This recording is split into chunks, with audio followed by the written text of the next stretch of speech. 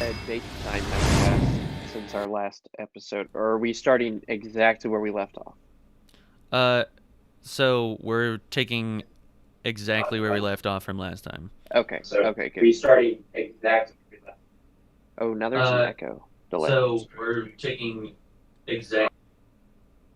Yeah, I think Jared just has to mute his thing now. So it sounds like everybody's mic is working, at least on that end. But that's all I was worried about, because last stream I started, I think my mic was not coming through. You need a picture, Tyrell.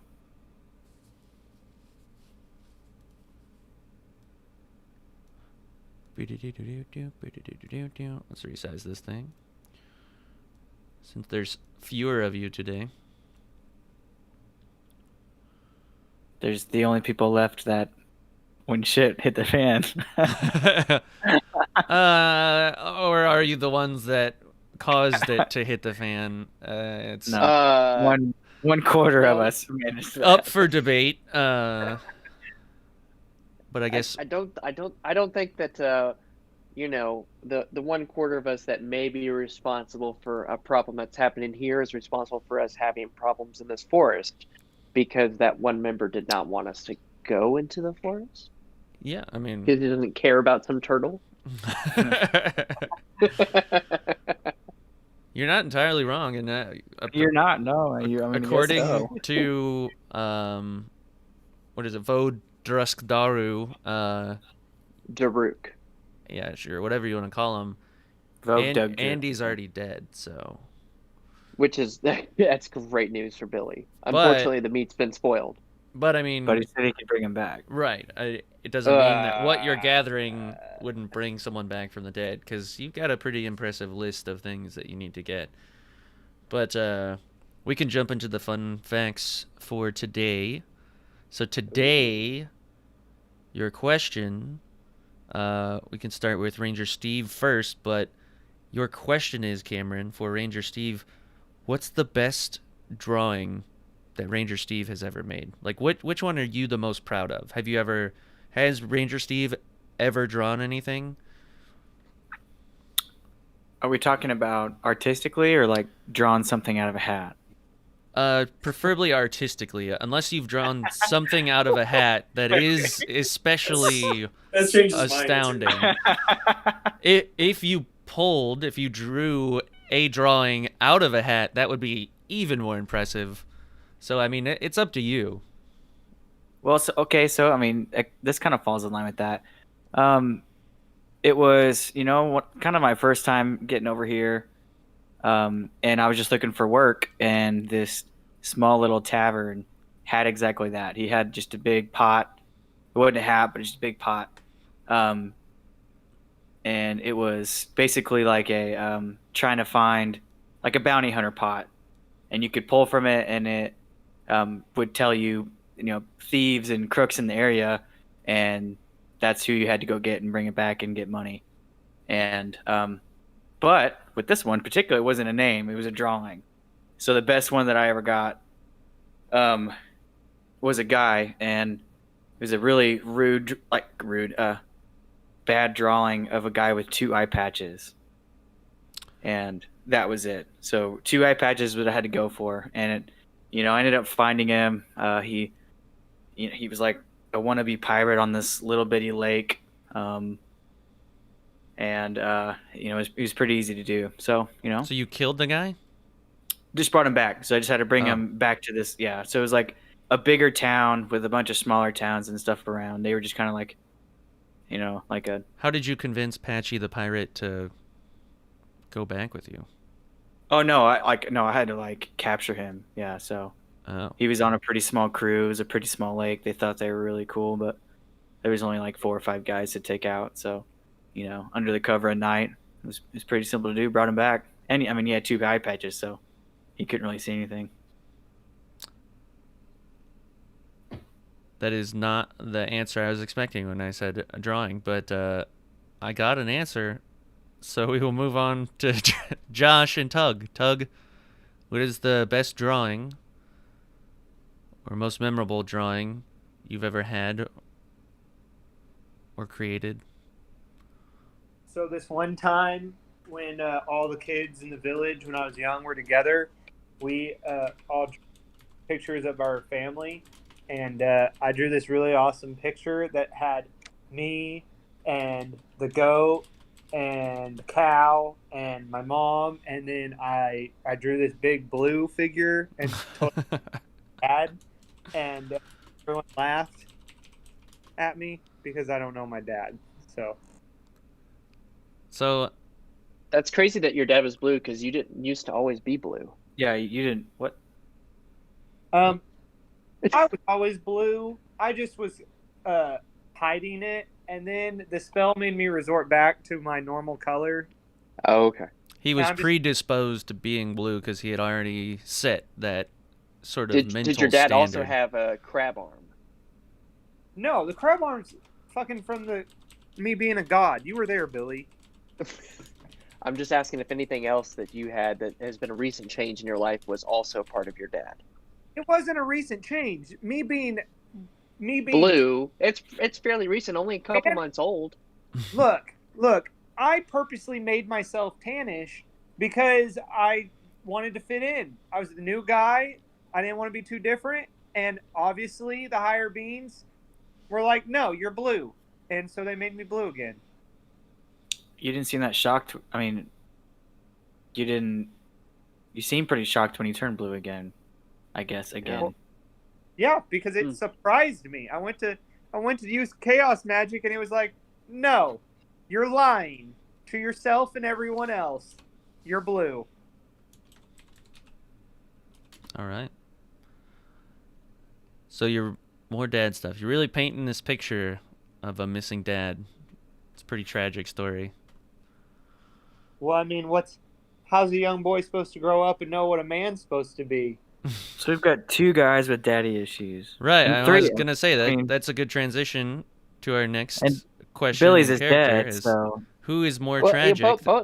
both my parents died, but that's okay. They lived a good life, I think. Yeah, sure. And who's And I had Coconut, kind of like a father figure to me, the wizard. So Billy or Kobe? I wish I had a Coconut. What is Billy's best drawing? Billy's best drawing is actually a painting. A painting, okay. Oh yes, and it only worked. I can describe it to you best in song. About this one time that I painted me a Birmingham. I made it look just the way I planned.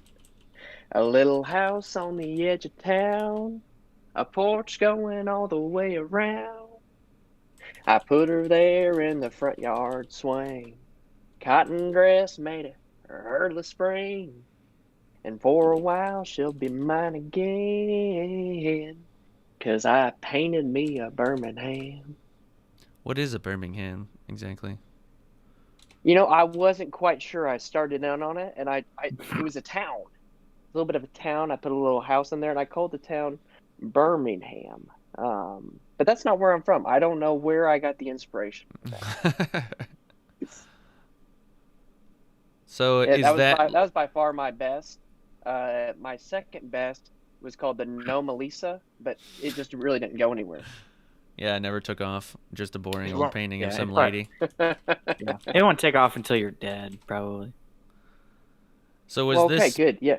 Birmingham house and the girl on a tire swing, was this something that you, I guess, looked forward to? This like some sort of fantasy you want fulfilled, or was it just your artist inside of you suddenly broke out and you just had to put this down? Well, and paint? For a while there, Billy, myself had been, unsure of who I was going to become. And this was after my parents had died, and I had gone to, be an understudy with the wizard Coconut. And, this is before I had chosen, to become a bard and go out and sing my song and praise Helm. I didn't know that was going to be a part of my life, really, in such a important way. And so back then I was reaching out all sorts of ways to find creativity, and I thought maybe painting would be a great way. And, I painted a few things, and I decided I didn't want to do that for the rest of my life because then I'd end up like old stinky Palm, and he's dead. So you knew Palm back then? No, but looking back on my life now, I would have become that. And Yeah. you can't become that which you hate.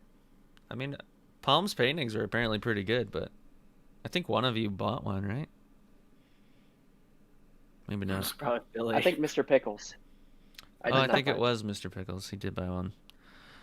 But that leads us to our final question with Jared and Tyrell. Jared, what is Tyrell's favorite or most proud drawing or drawing moment? Are we two separate people? Well, I'm saying that you, Jared, who plays Tyrell, I'm trying to give you credit for who you play as your character. Once the game gets rolling and we're past the fun fact phase, then, you know, I address you guys as your character names. But before we start, haven't you been here? I've done the same thing every single time. Yeah, I'm confused. I'm always Tyrell. So. Anyways, is the question the same for me? It is the same for you, and you're answering on the behalf of Tyrell, the character that you play. And what's the question? What is your most proud drawing? Oh, all right. Yeah, actually, it brings me back to when I was a wee lad. I was very interested in art and things, and I was actually in a class with a professor.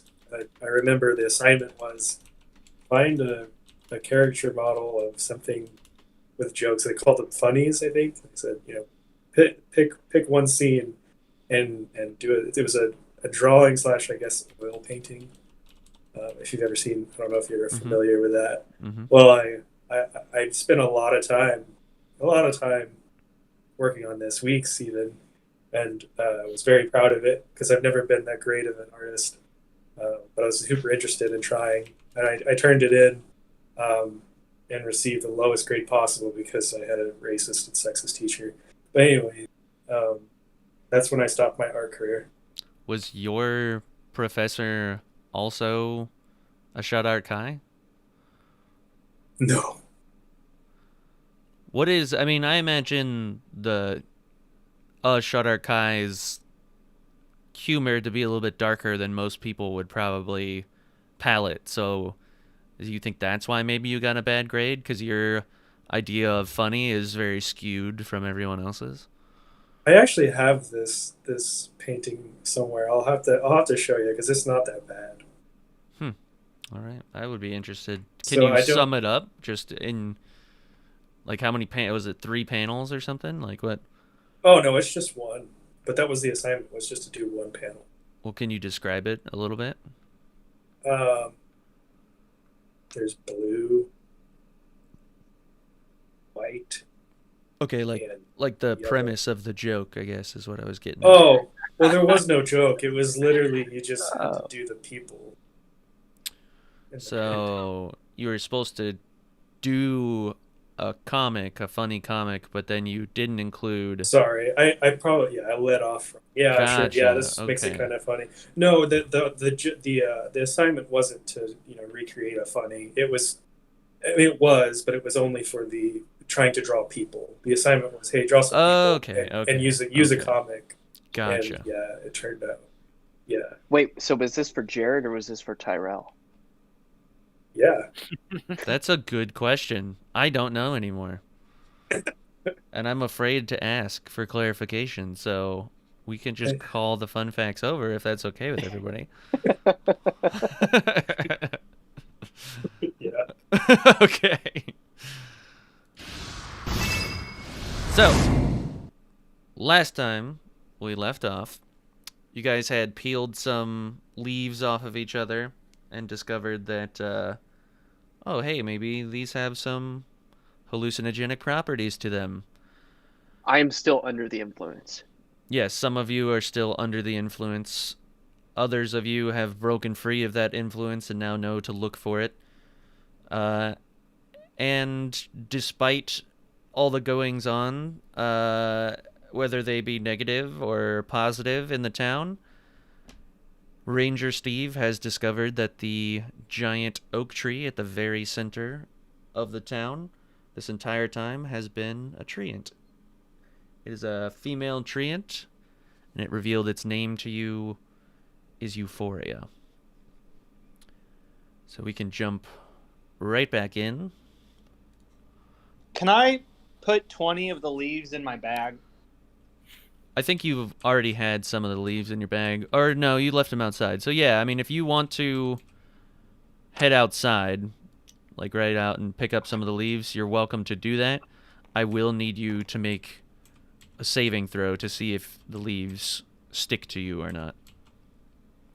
Okay. So go ahead and give me a d20 roll with survival. And survival is your wisdom modifier. Oh, nat 20. All right. You managed to pick up all of the leaves, and you place them in your bag of holding, sort of in a... Entire village. All of the leaves. He places them in Ranger Steve's bag of holding? No, he's got it. He wanted to He take has it. it now? Tug Okay. has the bag of holding, but Tug, you I realize thought you don't even have to pick up the leaves. You just hold the bag out because they're constantly falling from the air. They go right into the bag of holding.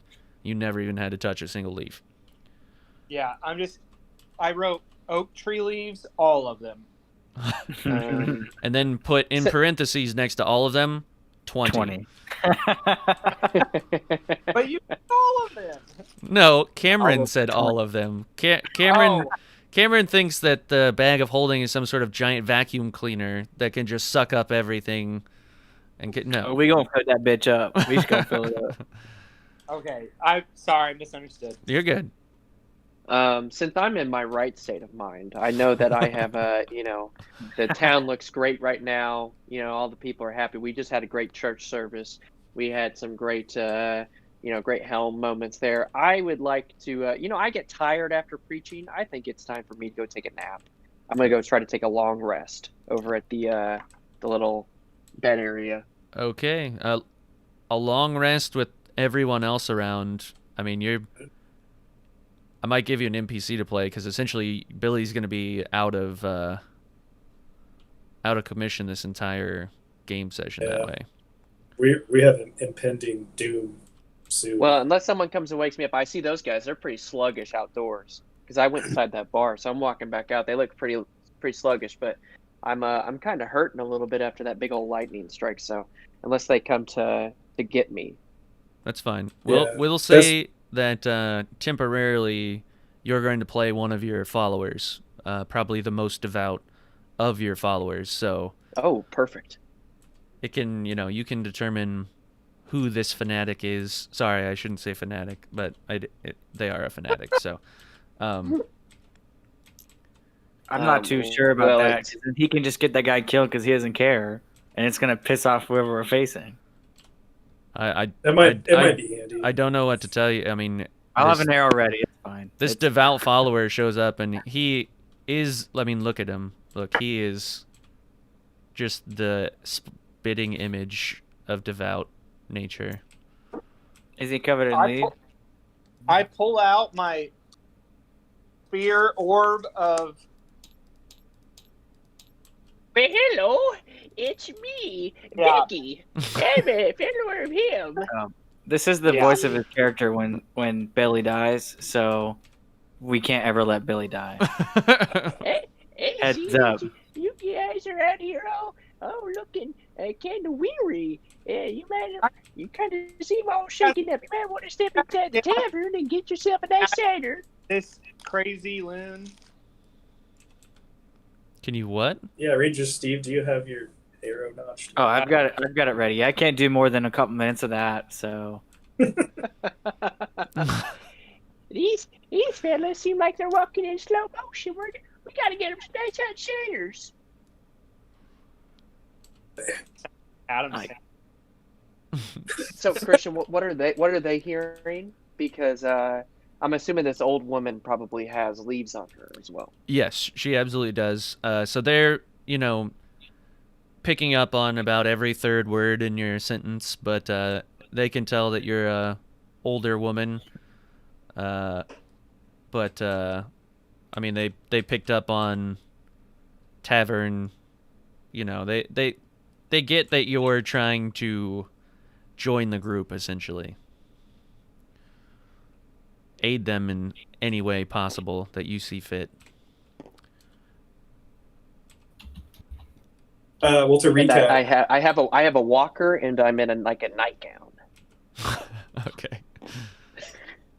This is not the same old woman that you just for visual sacrificed in the chapel, is it? No. Okay. It's not her. There is other old women that came to the church as well. Gotcha. Also, do you have a live feed that's going up, Christian? I can't see. Oh, I'm sorry. I didn't put that I was going up to mention for that as one thing. I guess as you're doing that, I was just going to recap. What we figured out with the leaves is essentially, as leaves fall down, if you have them on your person, you see basically an alternate version of the location we're at where everything's normal. But if said other person you're looking at is opposite of wearing leaves, like if you're wearing leaves and they aren't, it's opposite, right? Like the two states are normal or slow. Right. So from the perspective of the people who have leaves on them, the other people look in a state of, not necessarily any sort of painful existence. Like they seem pretty sedated, but also blissful or happy in a sense. And the same can be said for the perspective of the people, yes, that don't have the leaves on with the people who do have the leaves on them. So either side of this coin that you're on, if you're observing someone who's opposite of you, then that is what you perceive them to be, in some sort of blissful ignorance, some sort of zombified state where they can still communicate to an extent, but it's mumbled speech. Do you have a little you are character there for my old lady? Yes, you are this. This is your old lady. Oh, hello. Please come on inside the tavern and get some nice cider and help you get out of this horrible day's state that you're in. Who is she talking to? I'm going to try to wrangle up these fellers. Come on inside. Okay, Ranger, I thought you were supposed to be talking to a tree.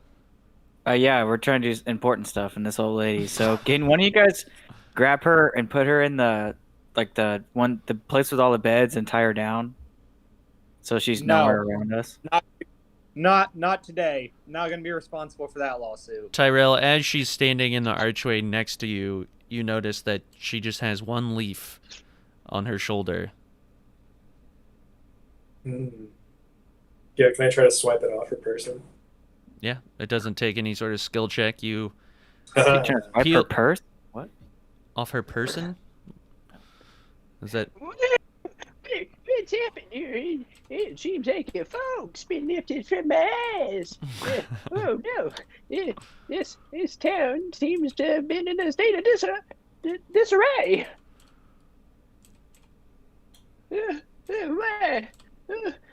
My name's Becky. Who are you? I have a leaf on my person, don't I? I'm going to keep using it. I thought all of you had the leaves taken off of you last session. Oh. Billy did not. Billy was the only one who did not have right leaves, because I started to walk away because I failed another check. So okay, so we all you don't can have all leaves communicate. Now? You are all free of the leaves effect. Okay. All right. Let's give Becky one quick talk. All right, Becky. What are you doing here? Why do you want to talk to us? Well, I don't quite remember when I came through, but I saw a nice group of people outside, and church service had just ended. And I thought, well, they might like some nice ciders. But I did donate all my money to the church last time. I don't quite have any more. Good choice. Wait, so you're offering ciders, but you can't pay for them? No, I was just thinking you don't need to stand outside on, a nice day when everybody seems to be coming in. So we just had church, and everyone meets at the tavern afterwards. Yeah, afterwards, absolutely. Well, hey, how about we go ahead and sit right over here?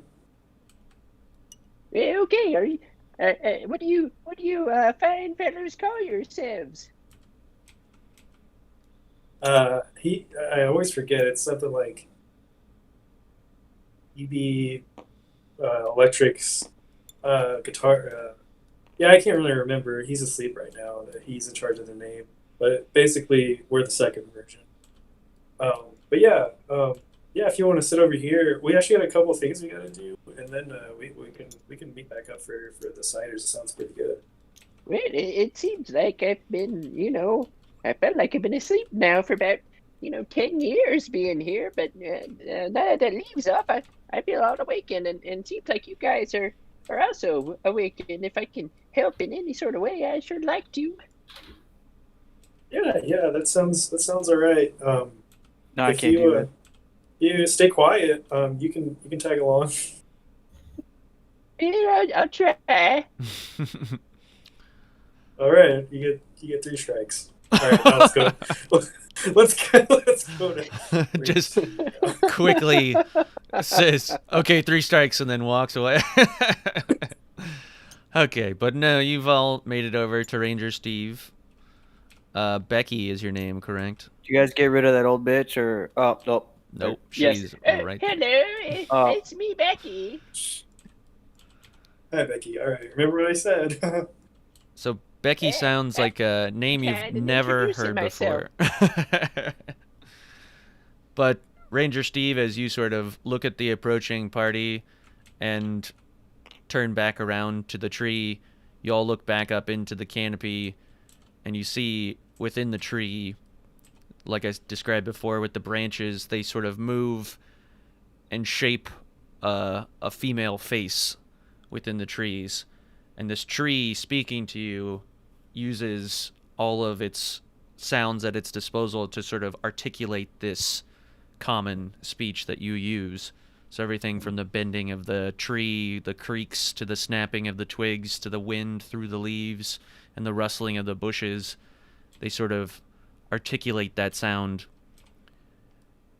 And the last thing that this tree had said to you in that sort of articulated speech was that its name was Euphoria.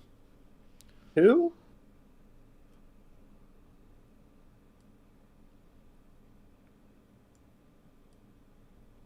Are you asking Who, me what, who? what? Who what? Oh. And Becky. My name is what?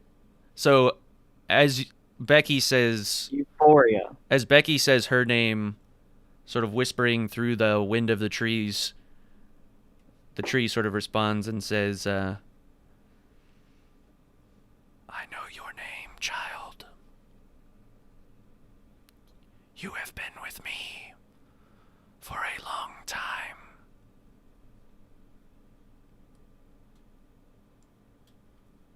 Thank you for your hospitality. The rest of you are new here, but just as welcome. I offer you shelter and happiness.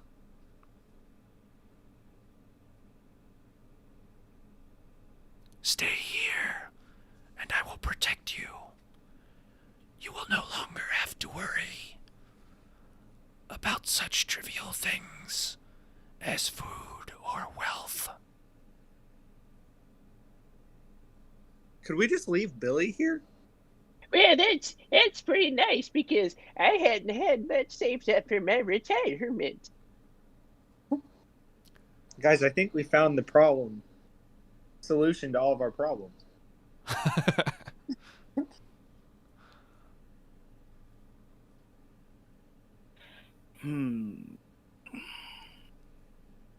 Your friend, Billy, he is a troubled soul. I could keep him from harming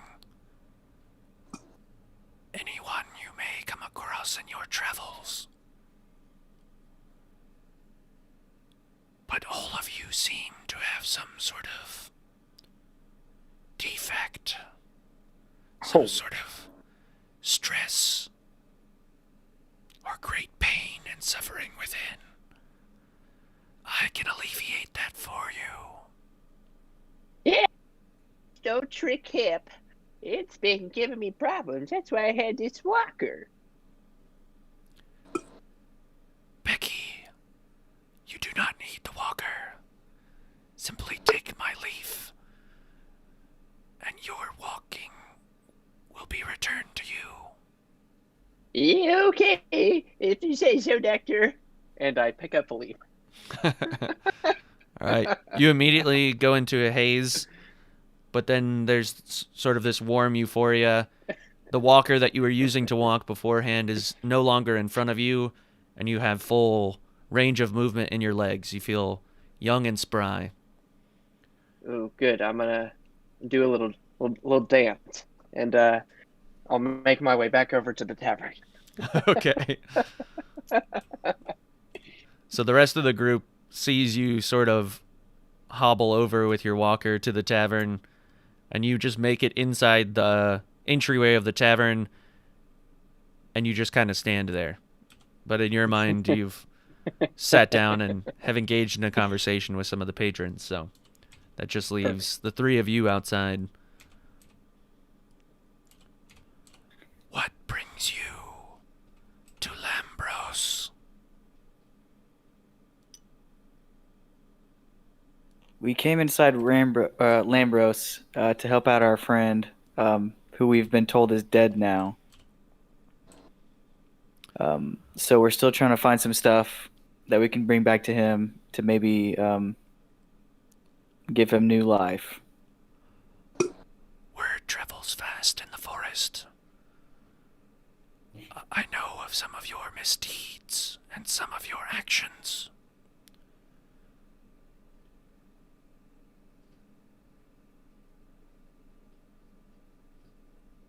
Everything that we might have done, we have done to try and save our friend, if that has any pull at all. It does put a certain light on things that I did not know before. You come under a noble cause, but you bring much pain and suffering to the forest. Though we have been in pain and suffering for some time now. So I wanted to ask you about that. I took an axe from the small settlement outside the forest. These weapons have all been blessed by their leader in order to chop down the forest. I was wondering if you had the ability to tell us more about the kind of spells or anything that they're placing on these weapons to be able to break through the mighty branches in this forest. The town of Edgewood is at the limits of my reach, but they have strewn deeper and deeper into Lambros. There is some sort of dark magic that allows them to cut down these trees. I do not yet know what it is, but it conceals itself from me. Oh, crap. This forest was created when Corellin's blood first fell from the skies in the great battle with Grumsh. The same battle that blinded the orc and made him who he is today.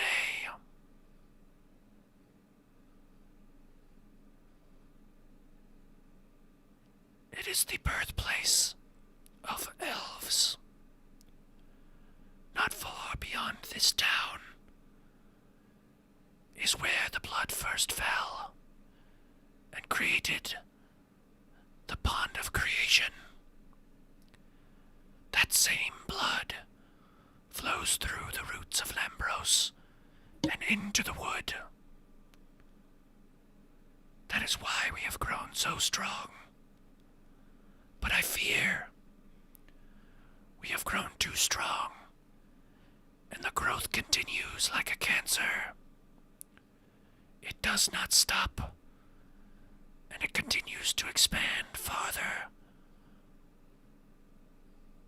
I do not even know the full reaches of the forest.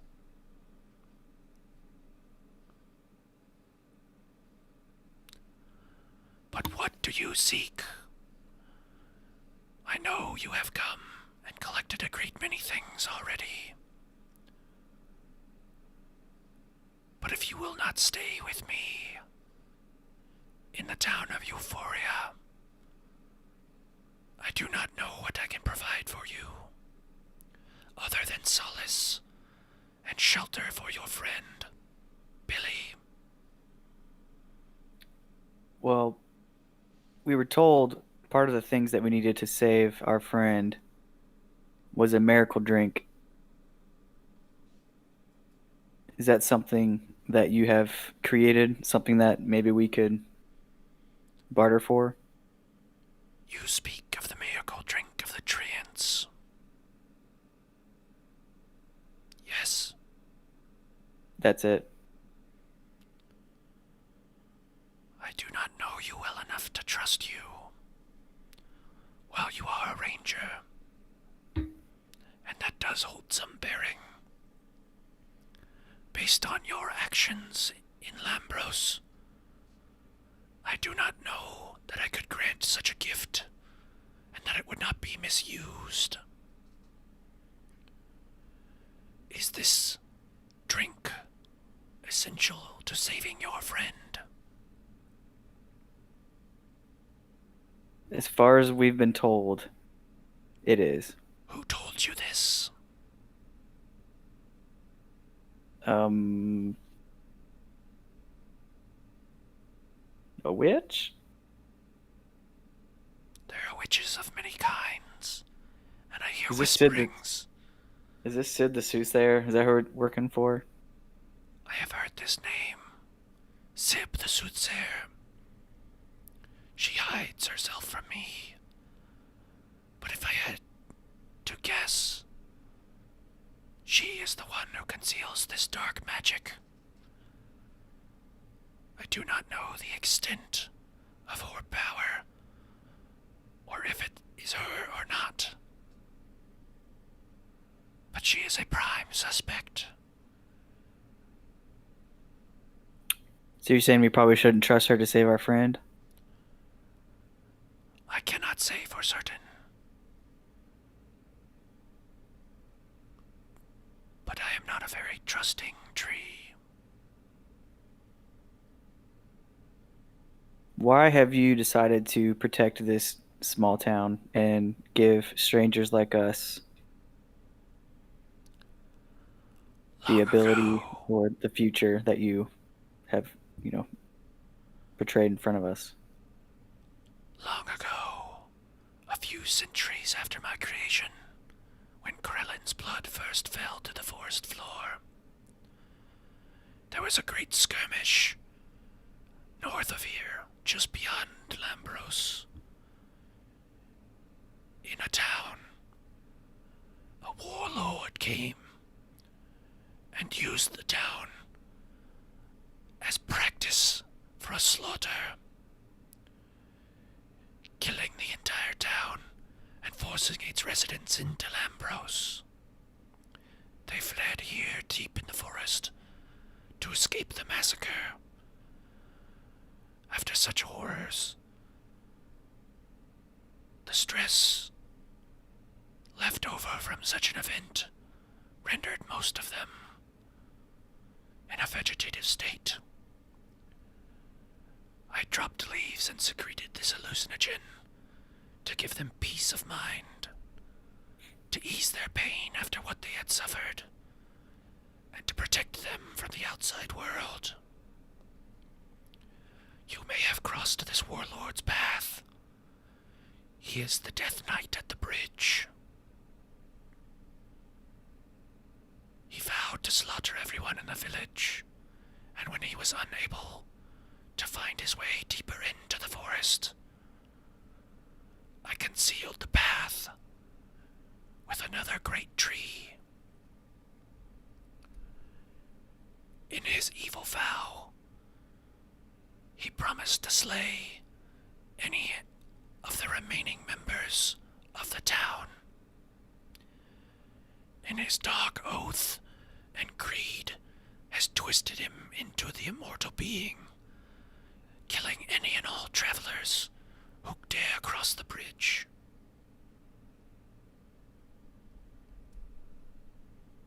Yeah, we met him. We managed to get around him, and that's how we obviously landed here. Few make it this far. Great evil has consumed Lambros. I do everything I can to keep this place sacred and safe. Yet terrors far greater than the Death Knight exist here. Keep it safe.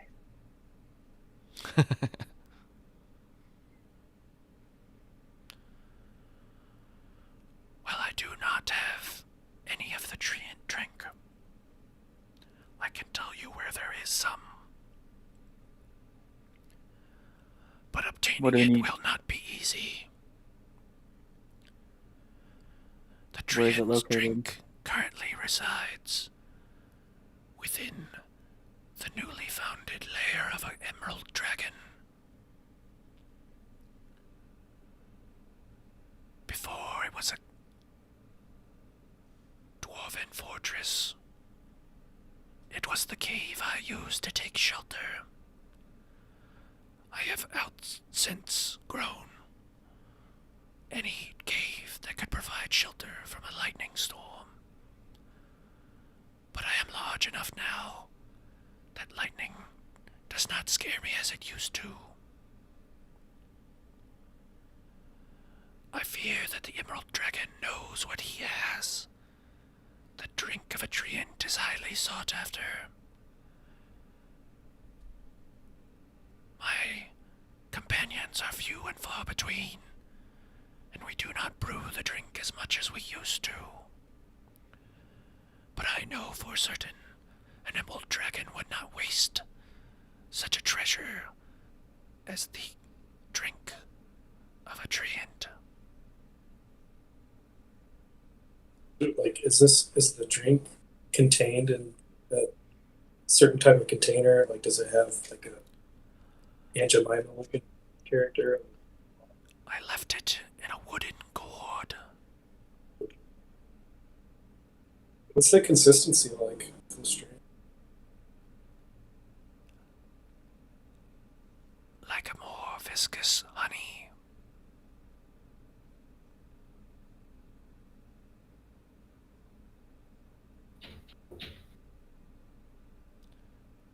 I cannot promise that it will bring your friend back, for its properties are unknown. Well, it has consistent effects on trees and treants alike. Your kind were never intended to drink it. It can be a miracle drug, or it can be a great burden.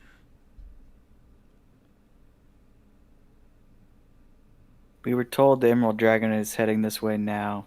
Is that true? It was but Can a he find lie. this place? I used it to keep you here as long as I could before you shook the illusion. I have shielded this town from the Emerald Dragon as best as I can.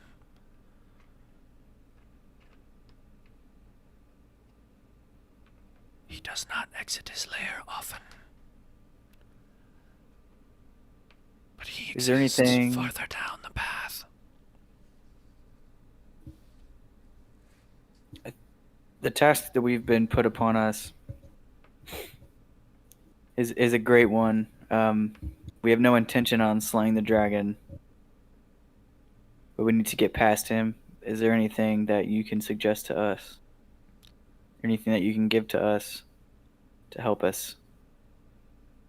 The dragon is a great evil.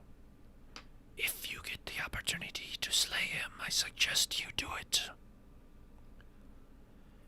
He twists and poisons this forest and uses the elves as food. There is no spite greater than a dragon's for elves.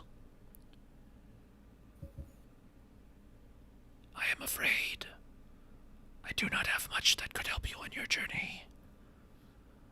All I can do is offer you safety here, underneath my great canopy. If you know everything that's going on in this little village, what can you tell us about the captives that we discovered in the barrel shop? More people scared away from Edgewood. The human trafficking was merely a way to keep you entertained.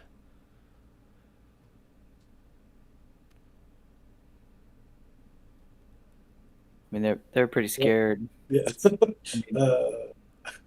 I don't know how I feel about that. With these leaves and their properties, I can create any adventure in your mind that you desire.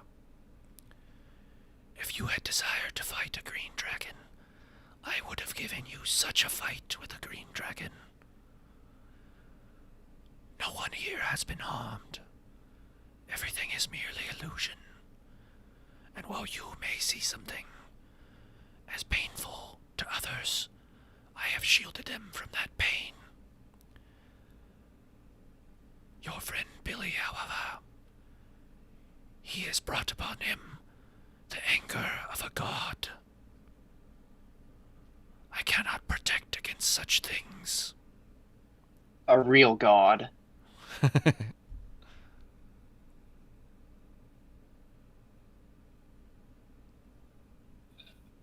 Well, he's made a vow to us to kind of rein in his future endeavors. Has this creature made vows similar in the past? No, he's not really been to the extent that he has become in this village. So we're kind of just taking a blind stab at it, but He is mentally ill.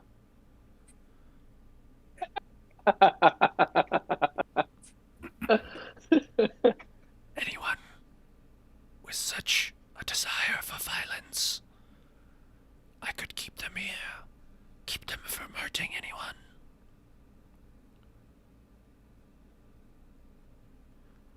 It is your decision to make, or his if you deem to offer it to him. It is not a decision I can make for you, but it is one that I offer.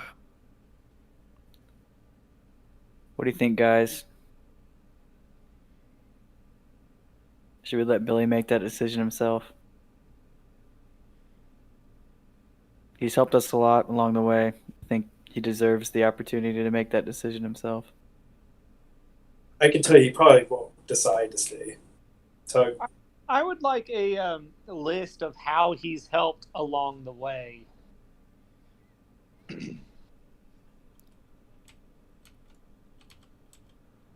I think Leonidas has that list, and she's not here, so. So, I mean, he's helped us a lot in our little combats and stuff. He might not be the boldest and the most, the strongest in our group, but he's surprised us a lot.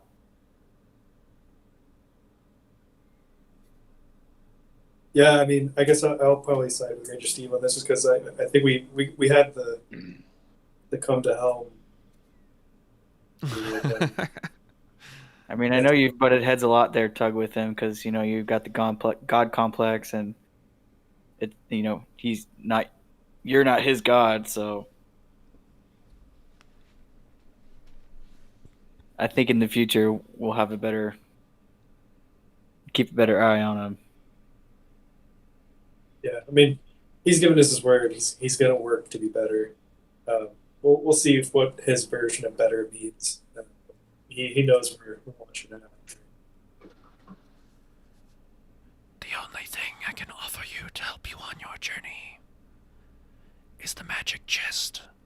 You, Tug, have already used it, as well as Stalker.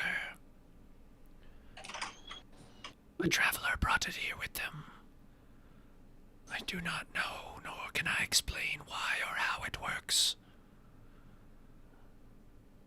But it does yield interesting results. Of all the illusions that you experienced here, that is not one of them.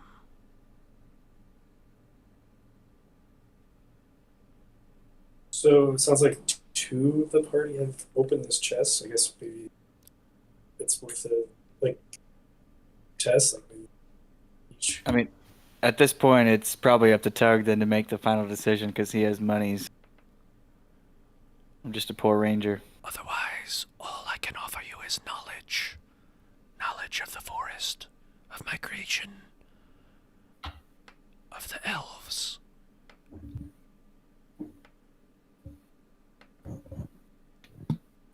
What about the treants? Like, I guess I'm a little confused. Like, was your mom a tree and your dad an ant? I was born of a supernatural event, an offshoot of a god's misstep. His blood fell to the earth from the heavens and created the elves. As the blood soaked into the land, I sprung up from it and was created. It gave the trees life.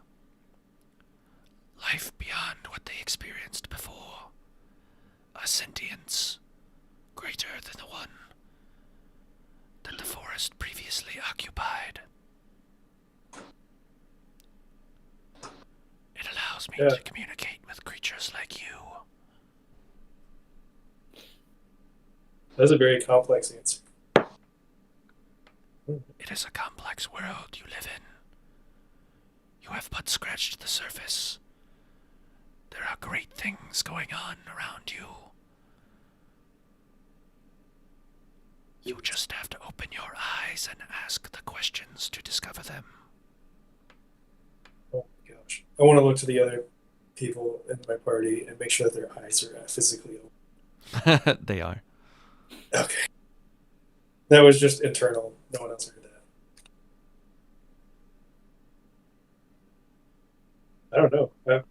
Ranger Steve, you've asked some good questions. I mean, do we think... Sounds like there's more knowledge that can be given, but I don't know if there are right questions to ask. Yeah, I'm kind of in the same situation. I mean, I could... Ponder the difficult decision you have to make with your friend. I will be here if you have any more questions. Do we think that's what we need to decide now? Or, I mean, I know that we're on a ticking time bomb for this dragon to appear. It'll be, of course, it sounds like just outside the canopy, but... Well, he said that was just... been listening. That he said that was an illusion. She said that was an illusion, so... She said that was a way to try and keep us here. I was merely fulfilling your fantasy. Yeah, she said the dragon's further on down in his lair. He rarely leaves, so I think we're good on the dragon standpoint. Now we just need to decide on Billy, and then if we've got some other worldly views and questions that we might get some answers on. For now, I ask that you once again take the leaves onto your person. It will help me conceal you from the green dragon and other evils that lurk in this forest. If we step outside this town with the leaves, will they work? I will release you from their bonds, if you so desire. No one is kept here against their will. Can we use them in the same manner that they're used inside this village? Their effect will lessen the farther you are away from me. You may be able to create some sort of solvent or potion that would provide temporary effects. I cannot say for how long, or what hallucinations may come from them. How do we create that? I do not know. Is there an alchemist? Yeah, I'm thinking on it. Don't worry. Does he need 2 hands? Yes, probably. You had to remind me.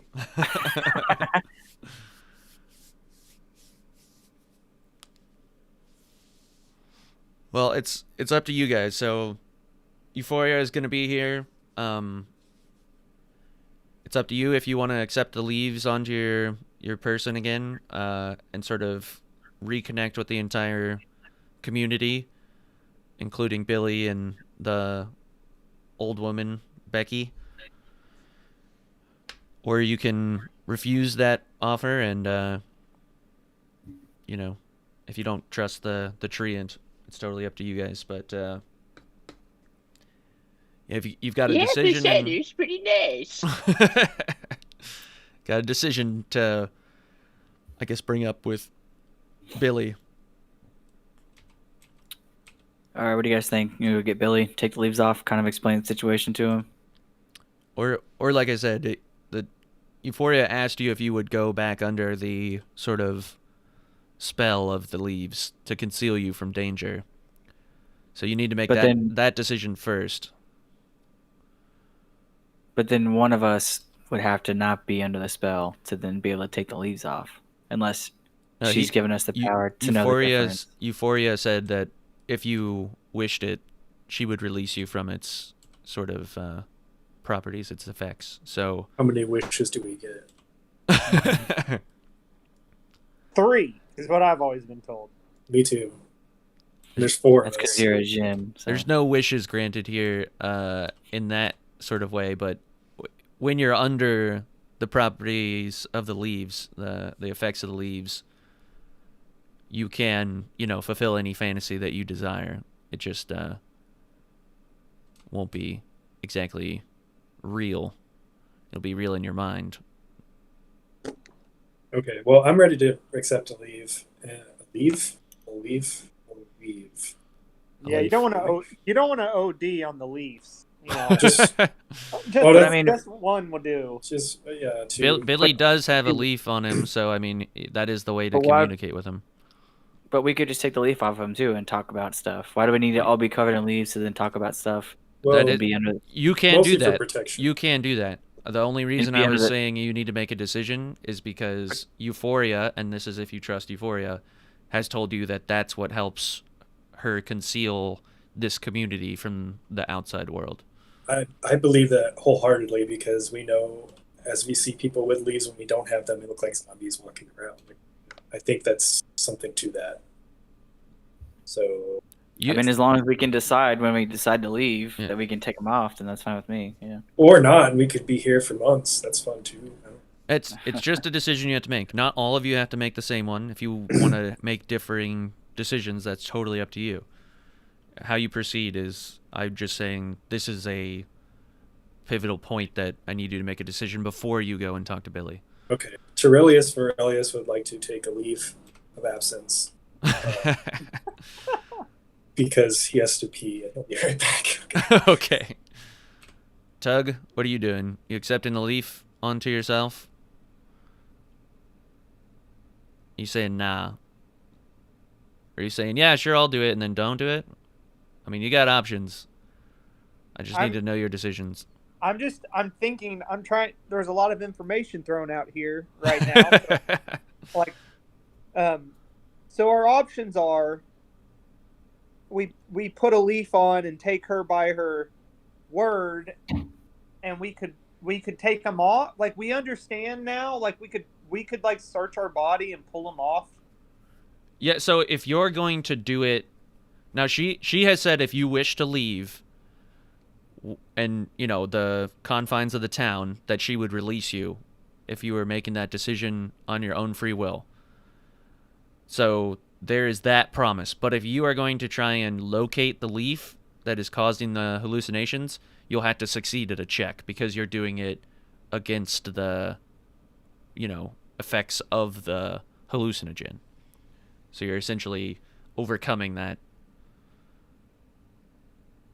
So you can trust that you will break free of that spell yourself, which obviously I'm going to give you a limited amount of tries if you do attempt it. or you can trust that Euphoria will let you go. It's totally up to you. Or you can not trust her and not... All I'm saying is I need a definitive answer from each and every one of you. And if you don't want to make it in front of the other people, you can text it to me. It's not that I don't trust her. I just don't. I don't know, guy. I don't know. I'm at the point now where I think we need to move on. Like, I want to go to the chest. I'm willing to spend some extra money, see if we can get some stuff, and I think we need to like move on. Like, if Billy's going to stay part of the group, okay, that's fine. We got to keep him under wraps. If he won't stay under wraps, I think we're going to have to deal with him. But I don't know what more we need to do here, guys. So like, I don't really want to put the leaf on. I guess my answer is no. I'm not willing to put the leaf on. I think it's time for us to saddle up. I mean, yeah, I'm kind of the same impression. I mean, unless we've got some more questions to ask of Euphoria. I'd like to see the map again. What else do we need? Like, she said she doesn't know where we can get the... How do I make this go away? There we go. Yeah, so like I'm a little confused because the Doug, whatever the guy we killed, and he's gonna what we're getting from the dragon. He said there's stuff located in that the dragon's lair that can also save our friend. Yeah, Vode So then, like- Daru. Yeah. So then that was like the shopping list is out the window. Then if there's something there while we're there, we can collect that does the same thing.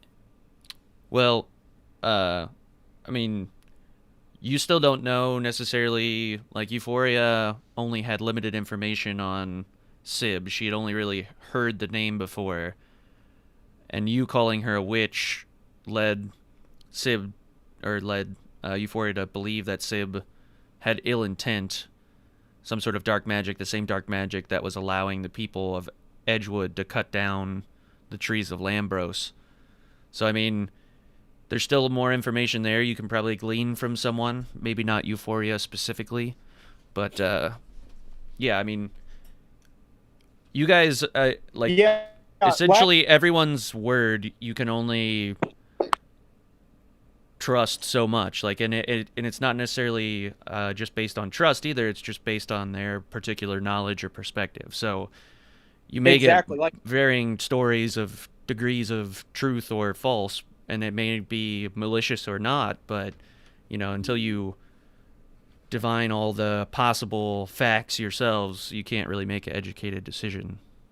Yeah, so, like, actually last game I meant to bring this up, and then Billy kind of went crazy and we got off on that. Like, I think we've got a lot more questions just in general about this forest. So, like, Euphoria is here to answer those, so, I mean, at least to the best of her ability. Originally, we went into this forest thinking that it was, like, evil and possessed, and or at least I did. This is my own opinion, but, like, we went into this forest thinking it was an evil forest and things like that. But we've had a few encounters with, like, people, and they've been talking about, like, the town outside of the forest coming into the forest. Well, maybe the forest is just trying to protect itself. That, like, it's stealing kids, but then Euphoria just talked about how the forest is growing out of its control and doesn't understand its power. So I am thoroughly confused at this point, and we still don't even know what the main point of our campaign is. Like, this is a side mission. Like, we're on, like, a side mission here to help somebody who gave us a ride on his boat, and now we're in this magical dark forest about to fight a dragon. Like, my opinion's starting to change. Like, fuck this. Like, what are we... Well, she dropped some knowledge on, like, the gods and stuff. I mean, that was from, like, the first week. I don't remember the name of those gods. I know, that's what I'm saying. Like, we're so far off the beaten path now. Like, but we don't know what the beaten path is. That's the thing. I mean, we're trying to lean on... Exactly. So... We lost... I don't know what the question to ask is at all. So if you look at the stream here, I pulled up a map for you guys. The So stream of our characters. the stream on YouTube, or Yes. you don't have to worry about that. I'll just copy and paste the thing into Discord. But yeah, so I'm gonna send you a picture of the map again, so you can look at kind of where you're at.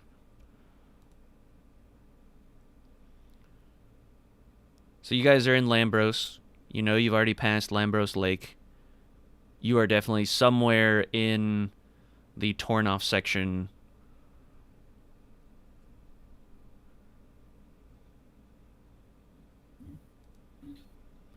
Billy, at this point, or Kobe, if you want to take a short rest instead of a long rest, yes, okay, you can do that. So that works. How much do I gain back? Is it just my hit dice? yep. So you'll roll your hit dice and take the number from that, Alrighty, let me. and then you're gonna gain half of think your it's a- spell slots back.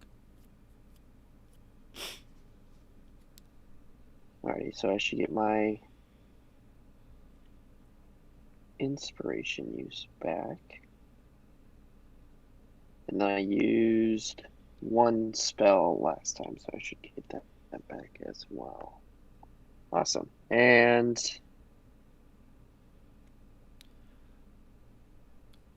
So you guys have been to what I would describe as the less civilized side of Morningstar.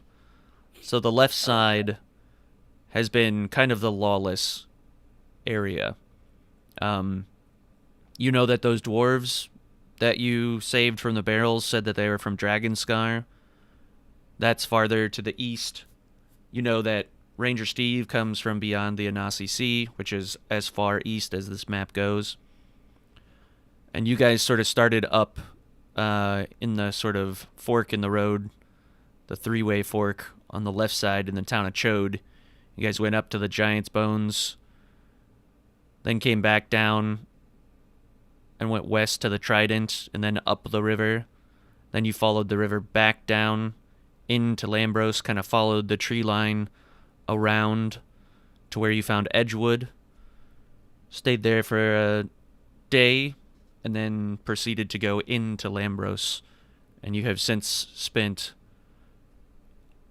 at this point, you've lost track of how long you've been in Lambros. Between the day and night cycle and your sleep schedule, you don't really know how long it's been or what time of day or what season it is anymore.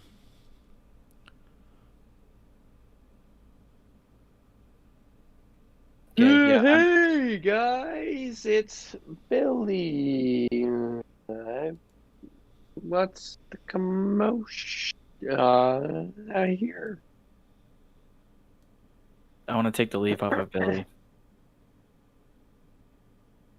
Okay. You're able to do that? Oh, hey guys, I heard some noise out here. I was only able to get a short rest in. I'm still feeling it from my lightning trial of justification and sanctification, which I passed, by the way. Thank you very much. What's been going on?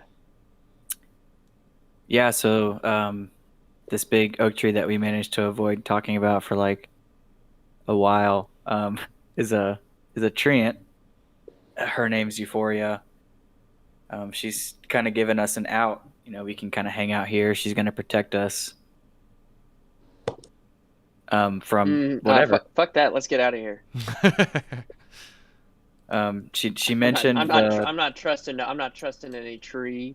My trust is in Helm alone. Thank you very much. Okay. I will take my leave, if you will.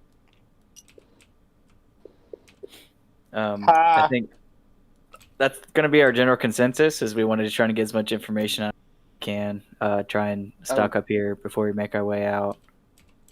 Did the tree say any good things about me? No. So she thinks you're the most poisonous person in our group. And I think we talked about that. A poison dagger. Yeah, That's no. what she meant. Yep. So she agreed with us. We already had the conversation with you about reeling it in a little bit. Just a little bit. Yeah. So I feel like we're on the same page. And so we're leaving Stalker here, is that right? Yeah, he can find his way back. Just like He found his Mr. way into the group. Right, just like Mr. Pickles and Tyrell. They'll find their way. Oh, sure. Thanks. Hey, guys.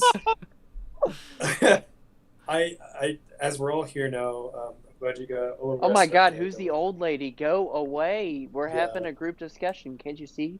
Ugh, she's walking like a zombie. Yeah, she just sort of like shuffles away. Oh no, we need Tuck, is that your friend? we need some voice of that going to have to be shoved away. I'm a senior citizen. Don't push me Okay. away. Okay. But hey guys, as we're kind of trying to make this decision, right? My biggest question is, the worst case scenario, as soon as we leave here, we're fighting a dragon. Which, to Tug's point, yeah, we want to find like what's the purpose in this whole place. And I think honestly, this is the biggest mission we've had. I think this is part of what's going to lead us to understanding what the core purpose of why we're here. But my main question So that is, You are we don't ready? know why you're Hang on. here, Tyrell? Oh no, I definitely. So that Oh, entire I conversation. can Hang give you your on. purpose. So that entire sentence that he just gave you guys, he had already accepted the leaf onto him. So you only picked up about every third word from that. Damn it. Yeah, Tyrell's acting pretty normal. What do you guys say we get out of here? I mean, I'm not going to stay around this Treant any longer. I think we've been here probably long enough. I've converted the whole town to the proper religion of the area, so I think we're good to go. I'm gonna take the leaf off of Tyrell. All right, you do so. What? So hey Tyrell, I'm glad you're back. We all decided to not take the leaf. You can take it back on if you want. We didn't really see the point in it. We want to try the box, maybe try and get some cool stuff out of it. Talk to Euphoria with some more questions if we can think of good ones, and then move on. Okay. I'm for that if we like. So I know you guys understand me, but my main question is, the worst thing that could happen is as soon as we leave this place, we may be fighting the dragon. Are we ready to do that? Oh yeah, I have plenty of stuff to trade with the dragon, and then Well, I think Ranger Steve Brady- has some dragon arrows, and Tug has. I'm sure Tug has something up his sleeve that I don't know about that would be really good to use against the dragon. So I don't see how we could possibly fail. Well, I think we've probably got a bit of a way to even get to the dragon's lair. We might Yeah. run into some more stuff. I don't think as soon as we leave is go time. Might be. That's what I'm saying. If you Are we ready? If it is. my leaf, then do not dally here. Please move Old lady, we said go. Oh my God, that's the tree that's talking. So Euphoria I is thought sort that was of the old lady. so Euphoria's made it clear to you guys that she's okay with you not taking the leaf, but at the same time, every second that you stay here without the concealment of that, it puts the entire civilization in danger. So Yeah, so that's why I said take the lead, because we can get it right back off. So, like, we've done that multiple times now. So if we still need to if we still want to ask her a question, well, I guess, do we have to have the leaf on? you don't have off to. No. talk to her? You can talk to her no matter what. She I'm chose here's- to gonna reveal that's my- herself. I'm gonna keep my head up, watching for leaves that kind of fall, and try to watch my step as well. So Perfect. if I Yeah. see any leaves falling on me, I'm gonna try to hit them away with my little hand axe or my staff, and You are expertly I'll watch my dodging them. step. Make sure. Yes. This is great. All right, Tyrell, let's go. that's gonna be Let's go. this gonna be a no for me, dog. Let's go. Let's go quick then. Let's do it. We All need to do it. Do it right, now. I'm down. I'm down to like search some more barrels, and I want to go back to the chest. But like past that, unless you guys can think of a good question to ask the tree, what the deal with the orbs is about. Ask her about the clown. Can't you ask her? Well, I mean, if we want to stick around, we can definitely put the leaves on because it just takes one of us to pass the check, and then they can take the leaves off everybody else. Do you think the trees have a god that they worship? Good question. I mean, if we're sticking here and we want to stay protected while we dick around for a little while longer, that's fine with me to take a leaf. That's my vote. One of four of us has to pass a check to then take the leaf off, and then take the leaves off everybody else. Yeah, but let's like have a game plan. Like, what are we sticking around for? I am going to not try to get caught up by a leaf now that I know that these things are causing this fog here. I'm not cool with that.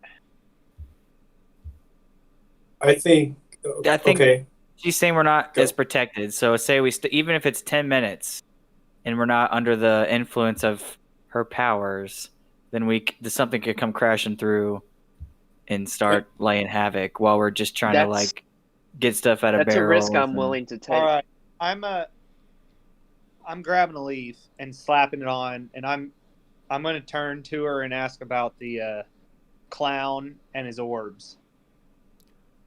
Before we get into that dialogue, can we if we need that game plan, maybe Billy should run just outside the forest and hang out. Like I say, forest, like just everybody outside has this area. to accept the leaf, or we're taking off because otherwise we're pretty clear that if we need to hightail it out of here because we can't protect everybody. So the tree might be like, okay, if you're not gonna take my protection, then I'm going to start doing cool tree stuffs. I get it. I get we don't that. know what's I've been going to protected happen.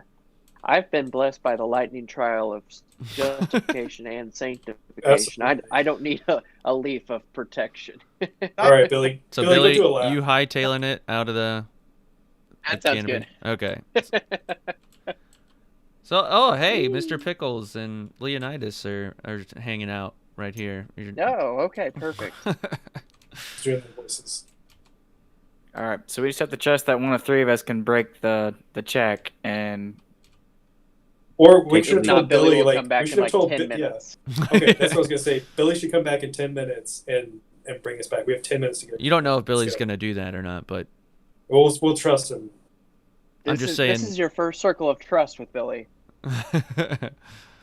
He did leave before you decided the 10-minute thing. Your timer started whenever Billy left, so that may have been. You may only have 9 minutes now.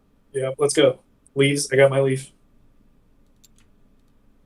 Yep, I'll accept the leaf. All right, what are you guys doing with your leaves on then? I want to ask about the clown and the orbs. Here, you go to the chest and start using your money because we ain't got any. So before you, or I guess, it's under the whole canopy. You can talk while you walk. So as you guys make your way over to the chest, Euphoria explains that it was just merely another distraction meant to occupy and create curiosity among you. The baubles hold no real magical properties. They're just there for visual flair. Okay, so the marbles. The baubles, yeah. Oh, yeah. But yes, the marbles. So we're here for this, yeah. Can we cook anything on that stove? There's a chest. There's a... I forget how you pronounce it. Mahjong, right? Piece? No, that's a stove. Oh, that's a stove. Sure, a stove. There's items that look like game pieces, but they're enormous in size and weight. Tug has already tried to pick up one to no avail. They look like things that have come out of the chest and been left behind by people who have maybe paid the chest. But again, the chest and the note on it says 50 gold pieces. I drop in my 50. All right. So give me a 1d6 roll.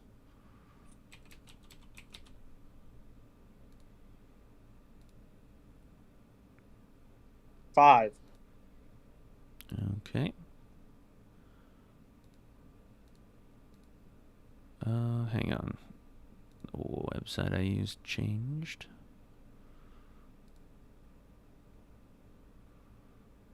Well, that's not cool. That's just bad preparation. Oh, Cameron, you're getting bad things out of the chest now. I ain't got money to get. Really good timing there. Okay. Ow. You got a 5, right? Yeah. Okay. Patient. Giant squid. So a book rises out of the shining gold chest and sort of flips open and over. You can sort of study it, but you can't take it out of the chest without claiming it. It looks like some sort of spell book of some kind, but you're not sure what's contained within the pages of the spell book. Yeah, I'm gonna take it if it's a spell book. Didn't one of us already get a spell book out of this thing? Stalker did. Stalker got a spell book. I'll go for it. I'll take a spell book. Okay, so you take it and the chest sort of slams shut and you look at it, and the spells contained within the spell book are as follows in the Discord.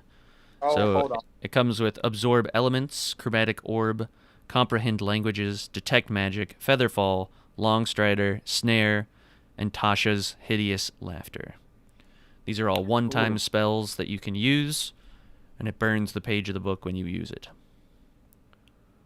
Who's Tasha? She sounds kind of hot. I mean, Hideous Laughter doesn't sound enjoyable. Doesn't mean she ain't hot.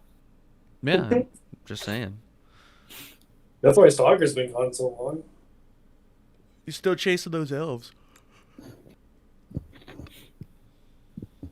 Well, hey, so I know the chest says 50, but what if I have 9 gold? You could put them in and find out. I wonder if I Have can what? ask it. Like, I'm just looking for like small stuff, like maybe a flask. It could be empty. You know, just a flask would be nice. Like I said, you can put the money in and find out, but you won't know Hey, until you just- try. Can anyone spot me 9 Spot you a what? 9 gold? 9 gold? Yeah, because I just said I had 9. You need 9 or you only have 9? Yeah. Doesn't sound right. like you're gonna get gold from anybody talking that way. it's probably not. If you're gonna waste 9 of my gold, then you're not getting it. If you I don't need know 9 if it's a gold, waste. We don't know. what do you have to give to it that you need 9 gold? I only have 9 gold. So then you'll have 18 gold, and then you'll lose 18 gold. Well, I'm not gonna give him 18. I was just gonna use someone else's 9 because I asked, see what happens if he put in 9. I'll pass. Stalker, Jesus. or not Stalker. Ranger Steve or Tyrell. I'll give both of them 50 gold. Gosh. All I right. have like 38. I don't know. I have You're 9 just gold. handing out 50 pieces. Are you just giving him this 50 gold, or are you giving him this 50 gold under the pretense that they have to use it on this chest? I'm going to ask if they want to put 50 gold in the chest. Is what I'm I would- doing. Oh, yeah.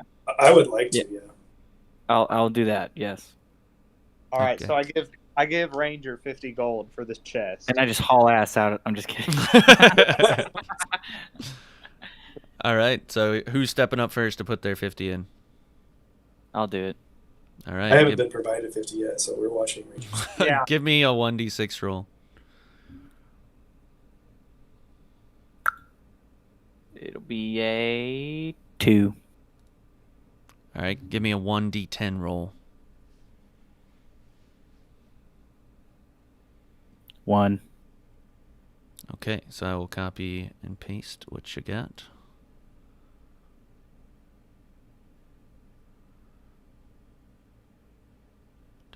Into Discord. Well, I'll describe it visually, and then you can decide if you want to keep it or spin again. So, out of the chest with the glowing gold light comes this wooden stick with some sort of shard tied to it, like a fishing pole. So, like on the string, tied to the stick, hanging from it, is some sort of shard. You don't know what it does. You don't know what it could be used for, if it's some sort of weapon or if it's just literally a stick and a string and a rock. So on the chest appearing next to the sort of item, it now says, where it did say 50 gold pieces, it says 25 to reroll. It sounds really cool. It looks. I'm sorry. It looks really cool. It's. I mean, yeah. And it's a shard. Who knows what that shard does? We've been It might detect. told shards do some cool stuff. Yeah, like wind direction or something. Yeah. Gravity detection. Well, I have the gravity. Yeah, I'm sure there's not another one of those. It's too. What do you think, Tug? This is your money. Would you want me to re-roll or take the stick with the shard? No, dude, I gave you the money. If you don't want to risk it on the stick thing, you'll have to use your own money to re-roll, but I'm just asking for your advice, I'm just saying. So I can describe it a little bit further. The shard does not look like the one that Tug obtained. It is not like a black shard. While it does look like a shiny rock, it doesn't look any more shiny than the baubles in the bauble shop or the gems that the gnome gave you. I mean, this could be misinterpreted as a child's toy very easily. But yeah, you don't know if it could be magical or if it is just exactly as it appears. Man, I don't really know. I mean, remember, we have 10 minutes. Oh, we've had 10 minutes actually in real life. But we invented the 10 minutes in our own minds. And you never talked to Billy about 10 minutes. So unless you were telepathically... Can you guys hear me? It's been 10 minutes. I've been keeping the timer. Billy is just shouting back into Billy's the town. coming running back in. But Billy had that internal clock, and he's coming running back in. And I'm going to take the leaves off everybody.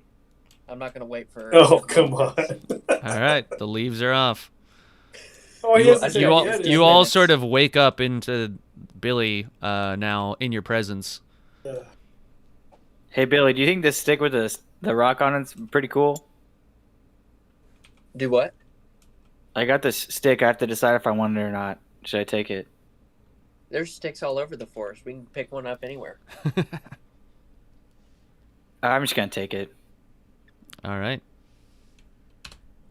All right, you guys heard him. There's a dragon outside. We have to go fight it. Well, now we got the awesome fishing pole, so we're probably fine. Yeah. So your awesome fishing pole, Cameron, when you hold it with both hands, it allows you to see through clothing and armor. Oh, giggity. Oh. Ooh, scandalous. Can you get those elves chicks back? Yeah, I'm gonna get those right now. It's just X-ray vision, but you do have to have both your hands on it, and you have to point it at whatever target you want to see through their clothing and armor. So. Okay. So, what good does that really do us? Not much. It's We go find the elves. Yeah. Until we run into something that needs that, I guess. Hey, All right. What's going on in my pants right now, Tug? I've got it. Steve's got it. I don't Steve, know why. Look at it. What do you think it is? I'll tell you guys once we get out of here. I'll tell you everybody how big everybody else's penises are. Cool. I mean, we've never talked about gender, so there might be some unplanned reveals, I guess. Oh, Listen, yeah. Everyone already knows that my dick is huge, okay? Well, I can tell everybody whether or not it is or not. And they will only believe me. They will only believe me because I have this. So, I mean, I jerked off in front of all of you. I've already populated an entire culture. Hey, we haven't made it to the eastern portion of our map yet. It's more populated, more bars. Sophisticated. And I can tell everybody that you have a tiny penis and nobody will ever sleep with you. So, hop on board. I'm sure for enough gold, they would sleep with him. So, are treants flammable?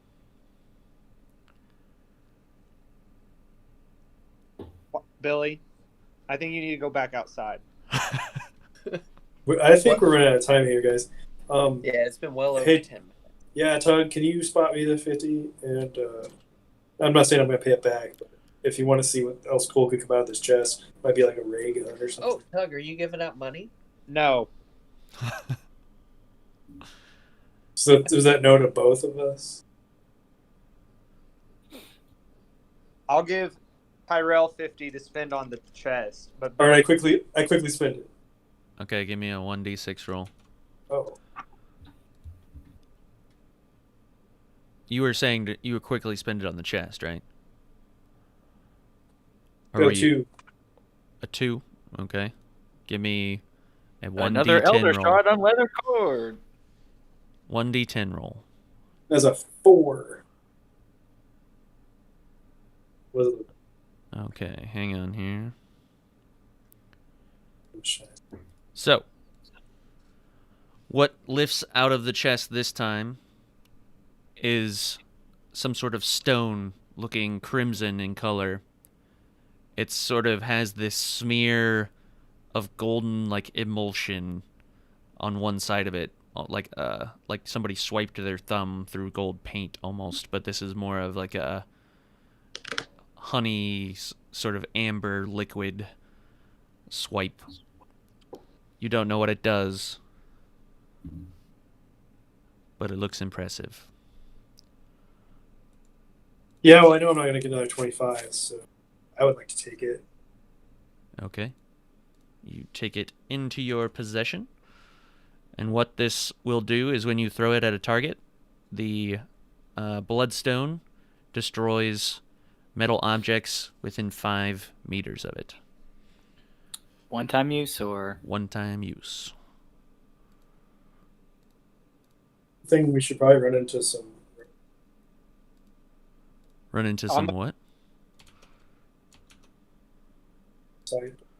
I mean, it could open a metal door for trapped and dying, so.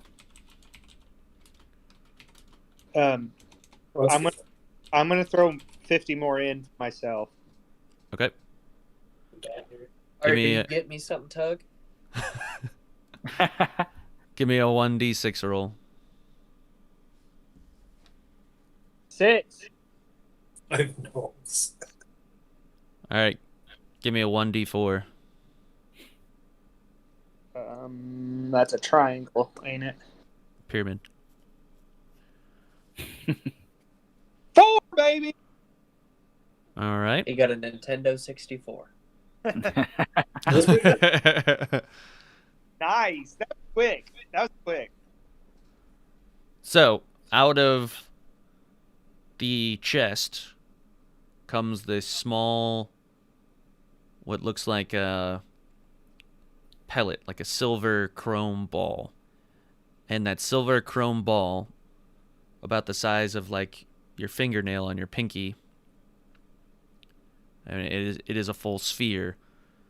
It has these silver shining wings that are like flapping off of it. Oh yeah, hey, it's Snitch. What? I'm taking the snitch. I'm taking it. Okay, it's chrome. It's not gold. Yeah, It's a snitch. It's a snitch. Okay. Okay.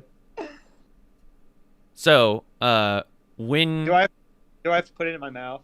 no, Is it worth put it in the 150 butthole. points? when you use this silver sort of winged pellet, if you were to use it as a projectile, like hurled from a sling, golden wings will spread out from it, That's a snitch. and it increases the range of the attack of the pellet from anywhere from 60 feet, or let's go 60 gnomes, to 240 gnomes. Damn. Basically, a gun. Does Yes. it return? It does It not return. It is a one-time use item. So what? But that item out of a sling, and it can be any sling, slingshot, whatever, A sling that you rest your arm in. yes, Hey, will do 50 damage plus 1d20. Damn. Do you still Okay. have to like? 50 Take a rip for that damage, dragon. That's pretty good. Do you still have to roll to like make sure it, hits Yes. like shoots out? Yes. Oh. mhm. So, hey Tyrell, you think what would you need to make me a magical sling that would make it where it hits? A magical sling? Yeah. I probably need a sling first. Is there any way that you could use it? I have an extra old scrap hand lying around. Could you use that to make a sling? Yeah. And I can look through clothes to see if someone's wearing like a super sturdy bra. Oh shit! Ooh, actually, that could help. If you give me a bra, we got sticks. I think our DM would probably be nice enough to Well, allow me to break the fourth wall there and say that. Christian, is that a George Foreman grill over there in the corner that's just been put in?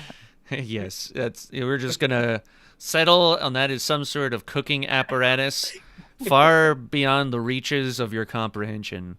Okay. Hey, we have the leaves on. We can make it whatever we want. That is true. You don't have leaves on. Oh shit, we don't. Never mind. No, we do. Sorry, what's Tug say? Oh, never mind. I took all the leaves off you guys. Tyrell, Tug. I have a blue sun sail. I don't think I have a tarp anymore. Didn't I give that to one of my followers, Christian? You did. Hey, You did. We're give the tarp we're away. wasting time on this. We can decide that on our walk. It's been 20 minutes, guys. I've been keeping a tracker over It here. has been 20. Can we do a perception check real quick? Sure. What are you trying to perceive? If anything feels odd, or we like see giant eyes and a snout looking down at us, or something. Are you stepping outside to look, or are you just like? Yeah, I'd like to just step outside of this little building real fast. Christian, can you put mine in the Discord or just tell me what it is? Yeah. I'm sorry. I meant to do that. Copy. Thank you. Yeah, no problem. Thank you for reminding me. Guys, do we want to look at any barrels? Or are we done with that? I mean, I think we could all run in there and open 4 or 5 barrels pretty quick. Do you think we could find any more, prisoners? The tree did say the barrels were just like something to distract us or whatever, but So, Tyrell, what's your perception? Your roll? Did you give it to me already? No, it's a nat. A nat 1. I mean, I get bonus, so it doesn't matter. Covered in leaves. So you stepped outside and you don't notice anything out of the ordinary. You actually Weird. stumbled off of the front step and went face down into the dirt, and that's why you don't notice anything, is because you currently are looking at the ground. okay. Do we want to put more money in there, Tug, or do we want to ask questions or open some barrels?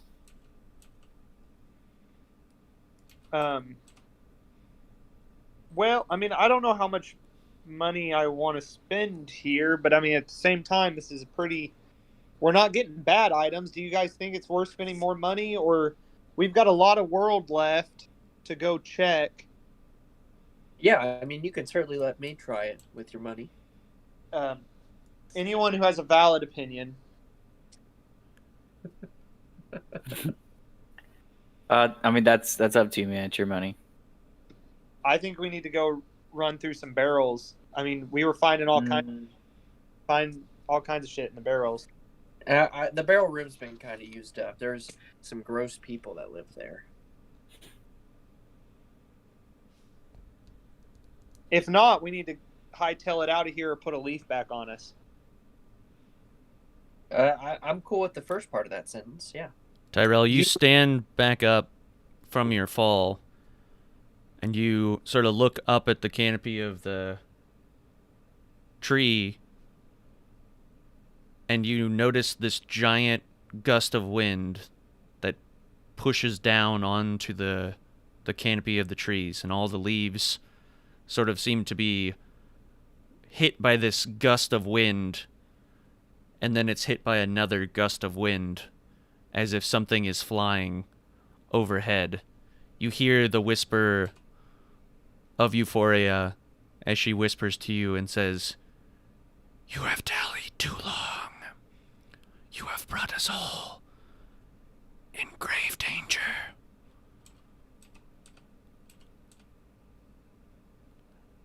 Leave Euphoria now."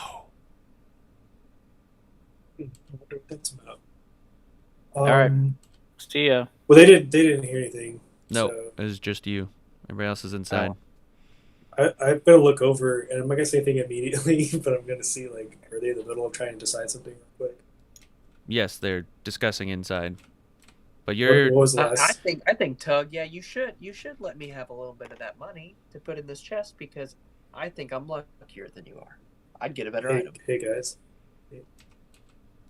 Can we understand what Tyrell's saying? Hey guys. yes. No, but no No, one he's ever covered pays in leaves. attention, so you guys didn't hear me. Because the whole point is that you don't really hear me. So I'm just like, hey guys, you guys keep going. It'll be 3 times before you hear me. So as you guys are all talking and Tyrell is failing to get your attention, you hear Typical. the ground shake as some sort of great force lands sort of over in the vicinity of the entrance where you came into Deetwood. Tyrell, you All right. peel your eyes away from the conversation in front of you and you look over at the entrance to lay your eyes upon an emerald dragon. Okay. I gotta pee and get another drink, so before we Same. die. Okay. What color is he? Emerald The green. green emerald dragon. We're gonna die. Oh, he's a lizard. In You know, for this instance, he will be a wyvern, Oh, okay. That's easy. but he is a emerald But dragon. he's actually an emerald dragon. Okay. Oh my gosh, you guys think he'll come to my church service? I think we can probably leverage your followers. Suicide bomber. Hey, hold up. What? No. Go back. Bigger. There he is. Can't even fit him on the screen. Well, the good news is Ranger Steve will be able to tell us what's underneath his scales. Yeah. Is he naked under there? I mean, that's a good question. His scales are his armor, so I guess you could technically see under that, but he's not wearing any clothing, if that's what you're asking. Sure. The good news is I will be one shot to death. I have under 20 HP at the moment.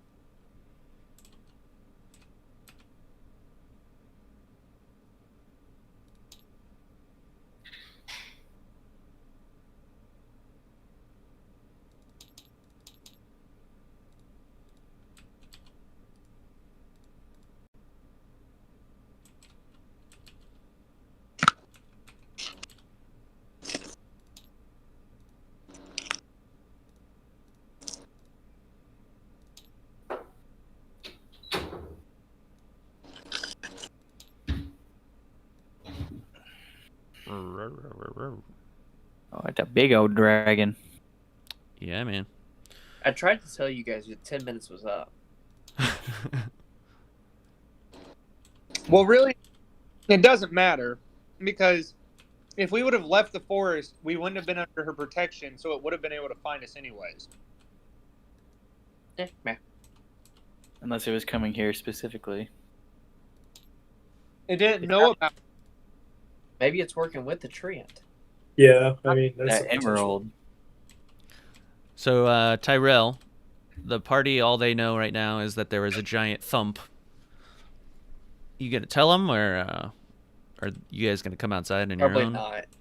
Who's closest to me at the door? Wait, Billy. I'm gonna just tap on Billy's shoulder.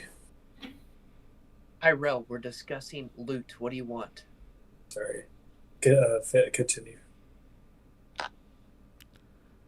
So Tyrell, as you tell them to continue, you notice that the small little companion that greeted you and has proclaimed, some of your words law, sort of calls out to the Emerald Dragon, and he says, "I will protect the town!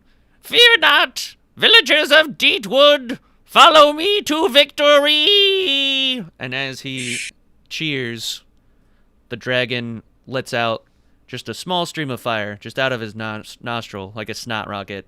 He just, like, and incinerates the person right on the spot. Just completely turns him to ash on the speaking stone. That goes against the Geneva Convention.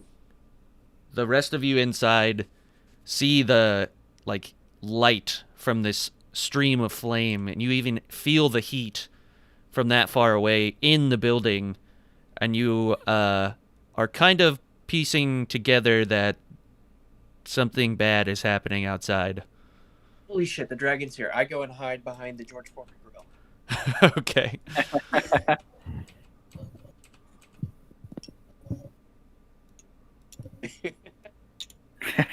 You are the George Foreman grill. There you go. Okay. Okay. Yeah. I'm gonna do the move where I get still as porcelain. All Yeah. right. It's probably. It's worked before.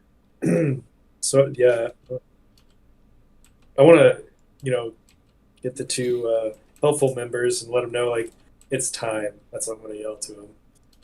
It's time. Cool. What was that heat that we just felt there, Tyrell? What's You going should on? just get out here. Let's go.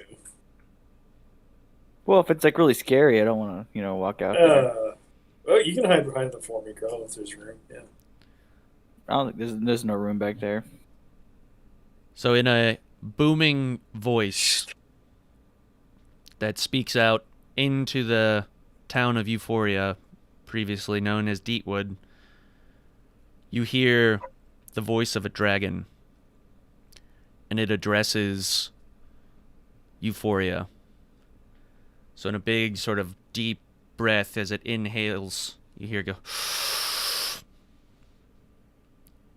You thought you could conceal yourself from me. You were wrong. The citizens of this town will suffer greatly.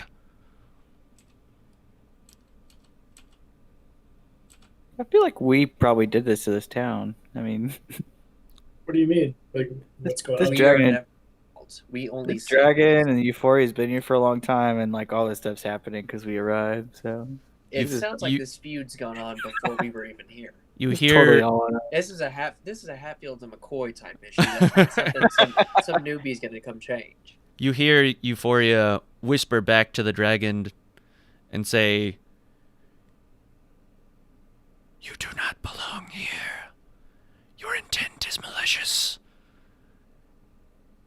These people do not owe you anything. They will not be your slaves. The dragon sort of takes another deep breath. You do not get to make commands to me. Or shall I make you dance with the flames of my breath? Euphoria, you hear speak back. If you harm anyone in this town, there will be nowhere you can hide in Lambros.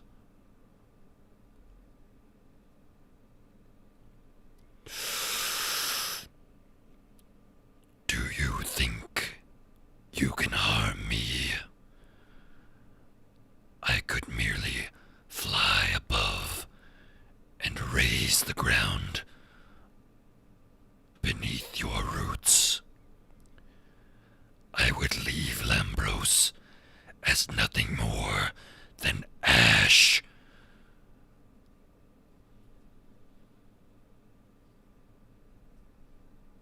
Do any of you want to intervene at this point? I don't like, guys. Is there a back exit that we can make out of here? Yeah, I think these two. Like, I don't know who would win. I honestly don't. But like, So they're pretty occupied with each other. the I'm only gonna be honest. If you're guessing which is gonna win between a forest fire and a tree, it's the forest fire. Let's get out of here. Oh man. so I feel like there's no way out, but if there's a way out, I'm gonna take it. the only way out of the building you're currently in is in the doorway that Tyrell is standing. You know that Euphoria has told you that the elves in the Dragon's Lair are beyond the town of Deetwood and Euphoria. So you can continue out of the town, go farther, deeper into the forest, or you can try and sneak in the woods somehow and go back the way you came. It's totally up to you, but you, as of right now, are stuck in that house, and you are going to have to leave that house somewhere or somehow. I muster up the courage to. I'm sprinting out the door and hugging Wait. the wall and taking off behind the buildings. I want to. Can I stop him real quick? Because I want to get the group real quick. Yeah. So Because Tyrell kind of stands in the doorway and puts his arms out real quick. well, I guess my leg, my arm, he's probably. Sure, running you under. create an X with your body. It is very Okay. yes. Actually, he's probably still running under my legs. No, I'm not that tall. Just real quick, Billy and everybody. Obviously, these two have got something going on. They're pretty locked in on each other. But if this dragon sees 4 little dudes running out, maybe he refocuses his attention. I don't know. Like, should we wait for one to make a first strike and then run, or do we want to go right now? Hey, Ranger. What up? Here's the deal, guys. We're definitely in a sticky spot here, but I'm throwing together things. I can cast. He's in a piss match with the tree. I'll step outside and cast Tasha's Hideous Laughter. A creature of your choice that you can see within range perceives everything hilariously funny and falls into fits of laughter until its spell affects it. The target must succeed on wisdom saving throws or fall prone, becoming incapacitated and unable to stand for the duration. A creature within an intelligence score of 4 I'm sure its intelligence is higher than 4. At the end of each of its turns, it has to make a wisdom saving throw. If I step out and throw Tasha's Hideous Laughter on it and I succeed, I can give you the orb. What's it called? I can give you my Shard of Annihilation and you can throw it at him because you're pretty athletic, and we could end this. As long as you don't miss. I got an alternate idea. You pop your ever smoking bottle and we get the fuck out of here. Well, the ever smoking bottle can be a backup, but I'm not positive that this ever smoking bottle is really going to affect a dragon who breathes fire. And I'm not confident that a laughing dragon's not going to laugh a bunch of fire everywhere. He's going to fall prone. Well, only if it succeeds, though. I don't know if the chances. Dragons are pretty wise and smart. I wouldn't expect him to fail a wisdom save. I wouldn't either. I mean, it's a shot in the dark if we get stuck. But I think as of right now, honestly, I'm really torn, and we're spending a lot of time discussing this. So I'm torn because I kind of want to fight it. Well, the tree dead. I mean, we can try it, and then So I've got the fog spell too. So okay, guys, we got to go now. We got to go. There's the reason I was talking to Ranger, you cowards.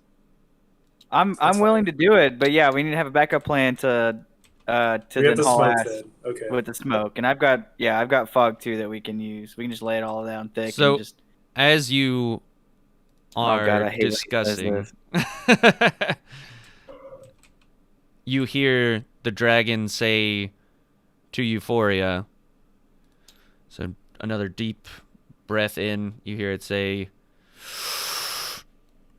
"Bring me willing servants, and I may consider leaving the rest for another time." Euphoria immediately whispers back, "Never." What if we're the servants? We can get in. She said never, so... I know, but what if we just offer ourselves? I hand Ranger the orb, and I tell him, you know what to do. And I'm gonna push past Tyrell, and I'm gonna cast if he's pushing past Tyrell, I'm running and hugging that building and taking off towards the other building. I'm casting The backside. Todd's hideous laughter right at the dragon. Okay, so let me get this straight. Tyrell, Billy pushed past you and goes around the edge of the building. Tug, you push I'm past, continuing to and go. you are casting the hideous laughter. Ranger Steve, you have the orb, and you're going where? Like in the doorway, kind of hiding until I'm ready to jump out and throw it. You got to hit him in the head.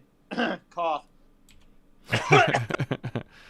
So the orb you're gonna hit him with is what? Which orb? Whatever he gave me. Which orb did you give him, Tug? I'm the spear. I didn't give him an orb. I gave him the stone.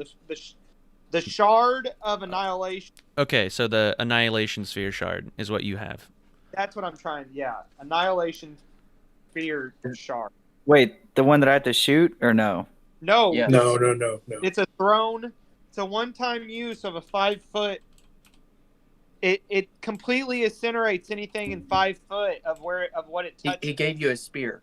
Oh, it'd sure be great if Billy were to cast something that would, help me succeed, just in case. But Billy didn't do Let's see if that. this laughter works. So Tug, what's the check that the green dragon needs to succeed at? Or fail? Well, I thought 5. it was 8 plus my Is there not a check that comes with the spell that you described? No, I read you everything. I just looked it up on E5. Okay. Probably like a wisdom. What was a hideous laughter? Wisdom. I'm sorry, it's a wisdom. You're asking what his saving throw is? Hang on, no. Hideous laughter should have a check that. Okay, well, on the little thing that I pulled up, Yeah, I'm looking at it now. components, duration. It just says No, a wisdom saving throw. So let's. That'd be 14. Well, yeah, if it's his, but it's a spell, so the check can be stronger. And since it's coming out of a spell book, let's just make the check like a 17. Okay. And yet that is a. What was the check that it was saying it had to make? You said it was a wisdom? Yeah, it has to make a wisdom saving throw if it take on its next turn. Okay. Or you have this in front of it. It rolled a 19 plus 10. But It is a dragon, sorry. I mean, I got a high roll, but it has plus 10 to wisdom saving throws. yeah. I mean, it was a shot in the dark, but Yeah, no, I you're think- fine. So you step out and you open the tome and you put your finger on the page and you speak the incantation and you sort of flick your finger off of the page, dragging it, and you flick it towards the dragon, and the page burns in midair and flies out towards the dragon, and you see like a gleam in the dragon's eye. It just sort of like has a gold glint to it, and you see that spell that's headed straight for it, and it just sort of gets deflected and goes off into the forest somewhere. Do your thing, Ranger. I've got his attention. So it turns directly to you. Have I made it to the other building yet? Yeah, so if you want to be behind this building, you're welcome. Going behind. Yeah, You're fine. That's where I was going. So it takes another deep breath, Tug. It goes, Such puny protectors. Did you think such a spell could affect me? You will make an excellent servant. Step forward. what are you doing, Tug?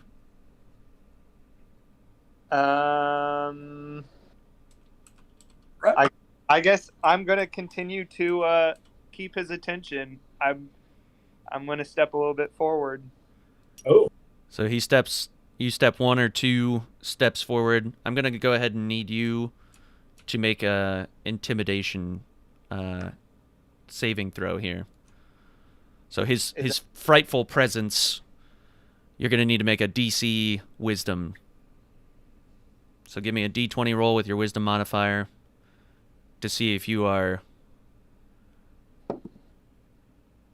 19. Ooh. Okay, you tie the check.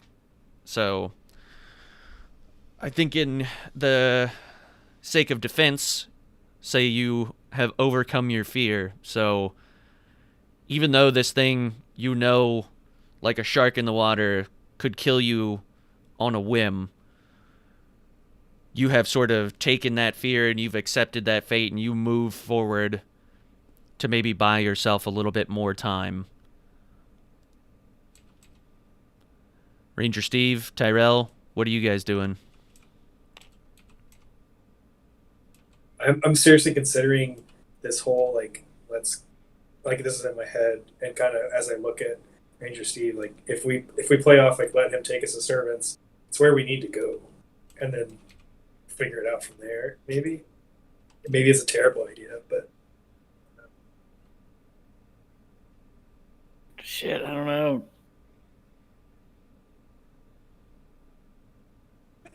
yeah, okay.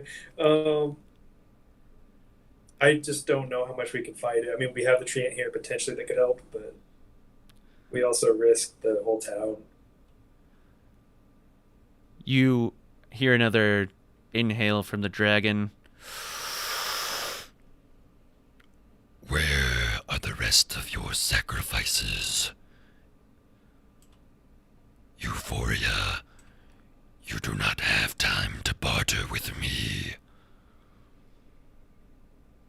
Euphoria answers back. I will not force my people to join you. But if they go on their free will, I will not stop them. You hear another inhale from the dragon. I do not care for your petty morality. Give me what I ask for before I raise this place and burn it to the ground. I do wonder, what is freedom?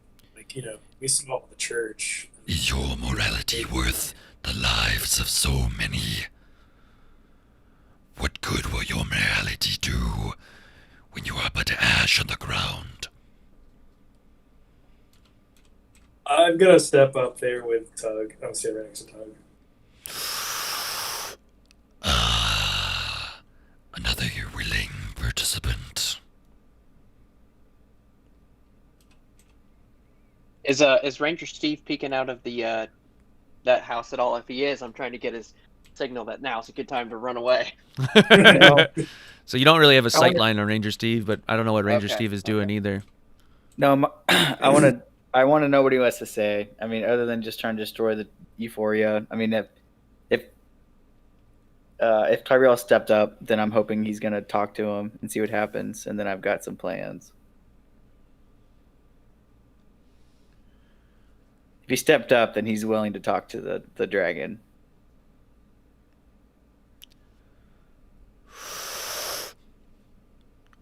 What skills could you offer me?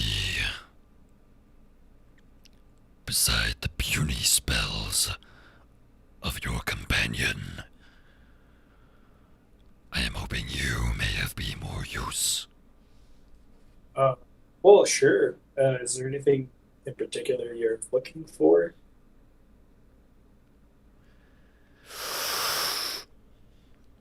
I can already tell.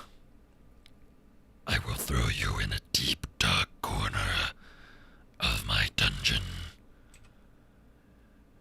I've been to many dungeons. That doesn't Speak sound no terrible. further, Sure. or I will incinerate you on the spot.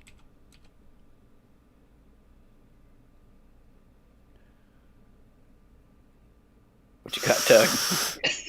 Give him a piece of your mind, Tyrell. 2 more. I will not ask again. 2 more participants. All right, I'm gonna jump out and throw the shard at him, at his face. All right, give me a d20 roll. Oh God, is there any modifiers on this one? First, you're making a saving check, and it's a wisdom saving check. So you step out to face the dragon after hearing its presence and its voice and feeling the heat of its flame.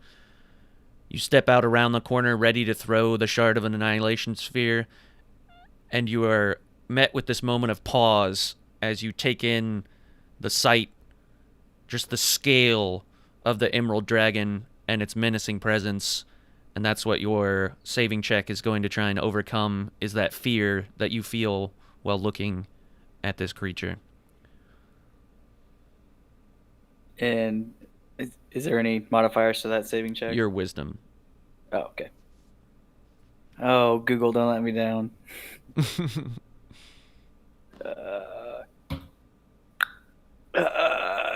16. So you are overcome with fear at the sight of the emerald dragon. You may make a throw with the shard, but it will be a disadvantage throw if you choose to do so. No.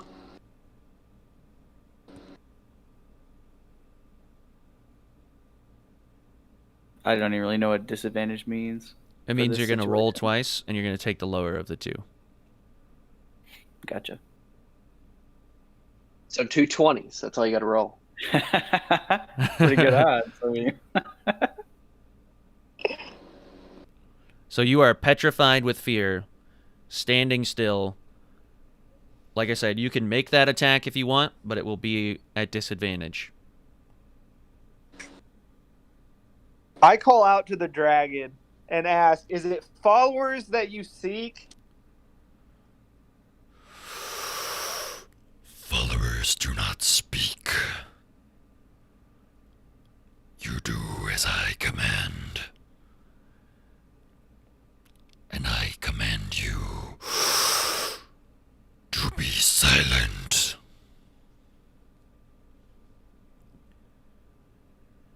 A third has arrived as sacrifice. I require the fourth and final.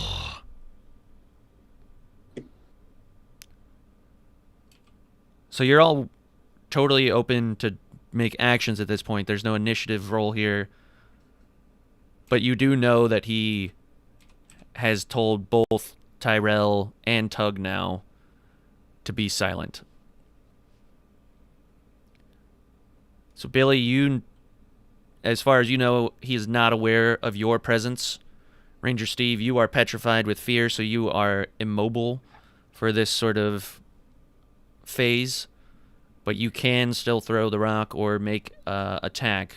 Just remember, it will be with disadvantage. How come the others didn't have to do a Tug did. Tug did. Tyrell didn't because he willingly went forward. I also already saw that. Right. He was not as surprised, and he had to let that all soak in. So I can't do anything. I have no actions. I just stand there while he kills us. You can't move, but you can, like I said, attack or throw the shard of annihilation sphere. Like, it's just you'll have a disadvantage because you are frightened. We're technically all frightened because neither Tug or I are talking. I'm gonna risk it. Right.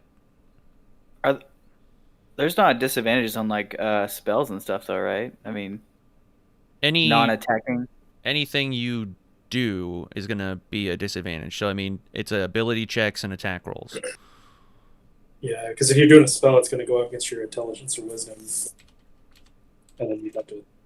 But so like I don't know my check number for a couple of my spells, even if it says we can build one for you. I mean, it's doing like animal friendship. Like I'm obviously not going to use that right now, but what would that matter at all if I roll an 8 or a 20?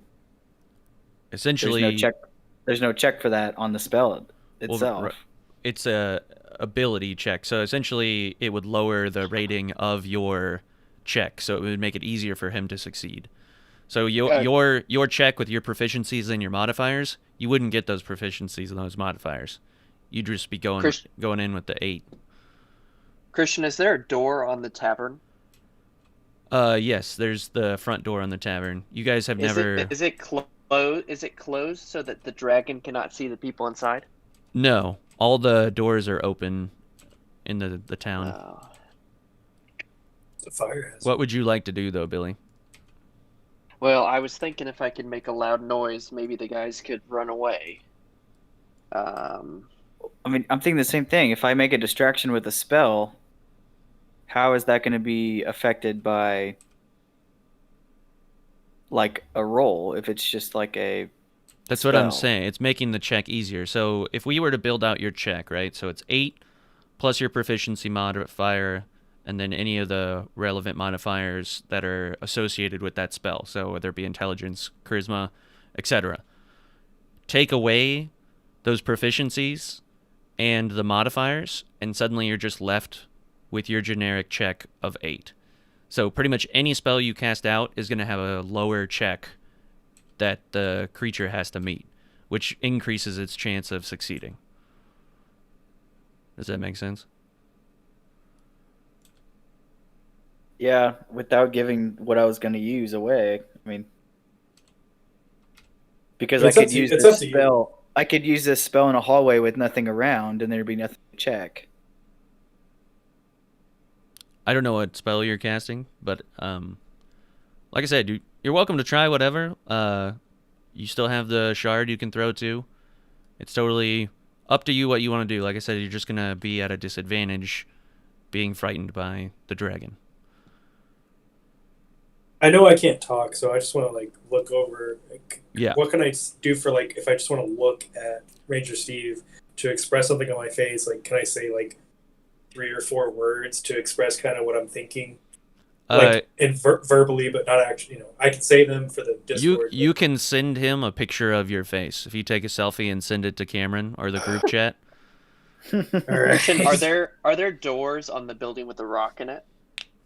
Yes. No, sorry. The building with the rock in it, there are no doors. Think of it like saloon doors, right? But they're all open. The only thing that has a door is the inn. The inn has a door. Like the hostel. Okay. So you hear... well, that's... Go ahead. No, I was going to let you go ahead. You hear another deep inhale from the dragon.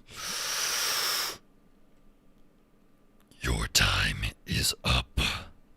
All right, I cast knock on the door at the inn, so it's going to make a loud boom that anyone within 300 feet could hear.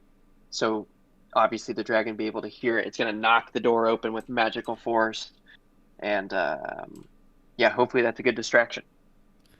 So it sort of turns its head to where it has one eye on the group and one eye on the door now. So its attention is at least divided, but it never took its eyes off of the group.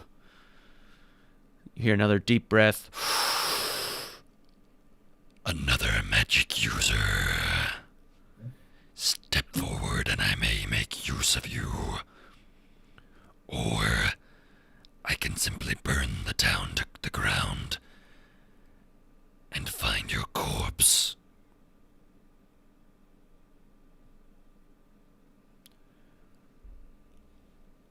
Very well. Well, I'm gonna. So Christian, where am I at? Can you show where I'm at? Yep. So you are Towards these currently buildings? sort of in this little alleyway here, right? Yeah. So you cast it out across to hit knock on the door. But you can step out if you want, or you can make another play here. Ranger Steve, if you want to cast your spell, you're also open to that. But you guys get the sense here that the dragon's about to have that timer finally end. All right, I'm gonna go ahead. Well, go ahead. You seem.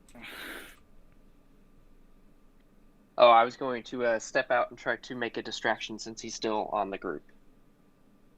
All right. So what distraction are you going to do? Oh, well, I step out, of course, with my mandolin. I'm a happy bard. I'm not walking towards him. I'm walking towards, like, I'm heading towards, like, the back side of the tree. Gotcha. Ding ding ding ding ding ding ding ding.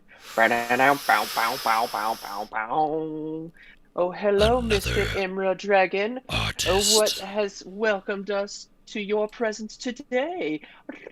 I have use for you, minstrel. Oh, Mr. Dragon, I'm so sorry. Have you not heard about the recent happenings at our church? We cannot allow you to come in and wreak havoc if you have not been a part of the local church service. And I keep skipping along towards the tree, avoiding leaves.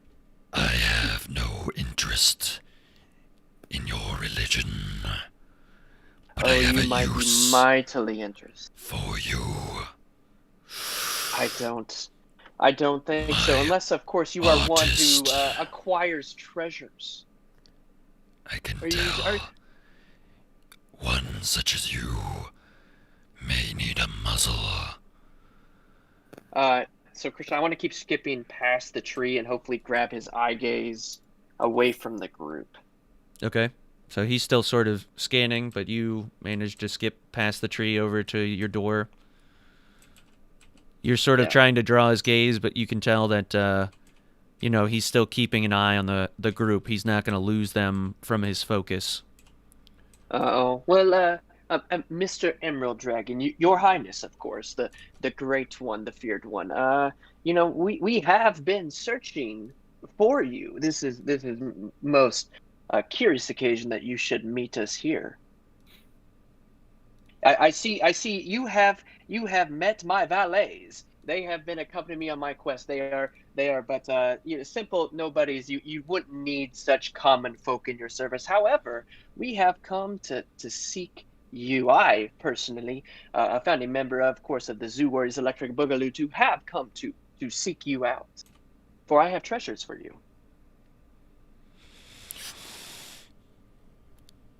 You have my attention. Ah, I see. Well, it makes no sense for my valets, my common security that pounces around with me to be over there in your presence. Security, please wander off and go about your time. The dragon and I, of You course, will have business stay to attend where to. you are. Your deceptions are wearing me thin. You present the Well, treasures of you course. speak of, or I will destroy you here and now. Now, of course, I have brought one treasure that I think that you will find quite adequate. It is but a gift to you, because we have wanted to see just Then the Emerald Dragon present for it. some time. Now, hold on. Now the other, I have brought a second gift. One so rare, You hear another of course. deep breath, but this one has a rumble behind it. You see Oh yeah. a stream of flame come out and sort of trail around your right side and create a ring of fire around you.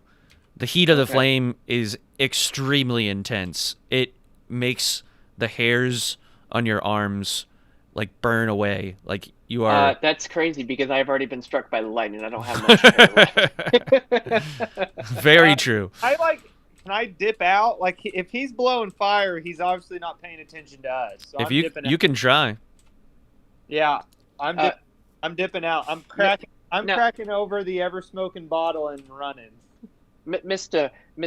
Magnificent Emerald Dragon, this is, of course, not something that you could loot off of a burned body of a traveling gnome. Of course, I made sure that the one thing that is more rare than the rest to keep within my mind, it is, of course, the Ballad of the Emerald Dragon. There is no other copy in the world except for the one that is in my mind, for I have destroyed all other copies, you see. So, as you are speaking, the ever-smoking bottle is released by Tug. The smoke starts to pour out of it, and the dragon takes another big, deep breath, and you feel the warm heat of his breath on you, and you feel as if you can't tell if you're being incinerated and you open your eyes to realize that he has just blown the smoke of the ever-smoking bottle away and revealed your position. So he's created a breath, a gust of wind to push the ever-smoking bottle smoke and dissipate it. So you are continuing to have the ever-smoking bottle open, and he's continuing to breathe the smoke away.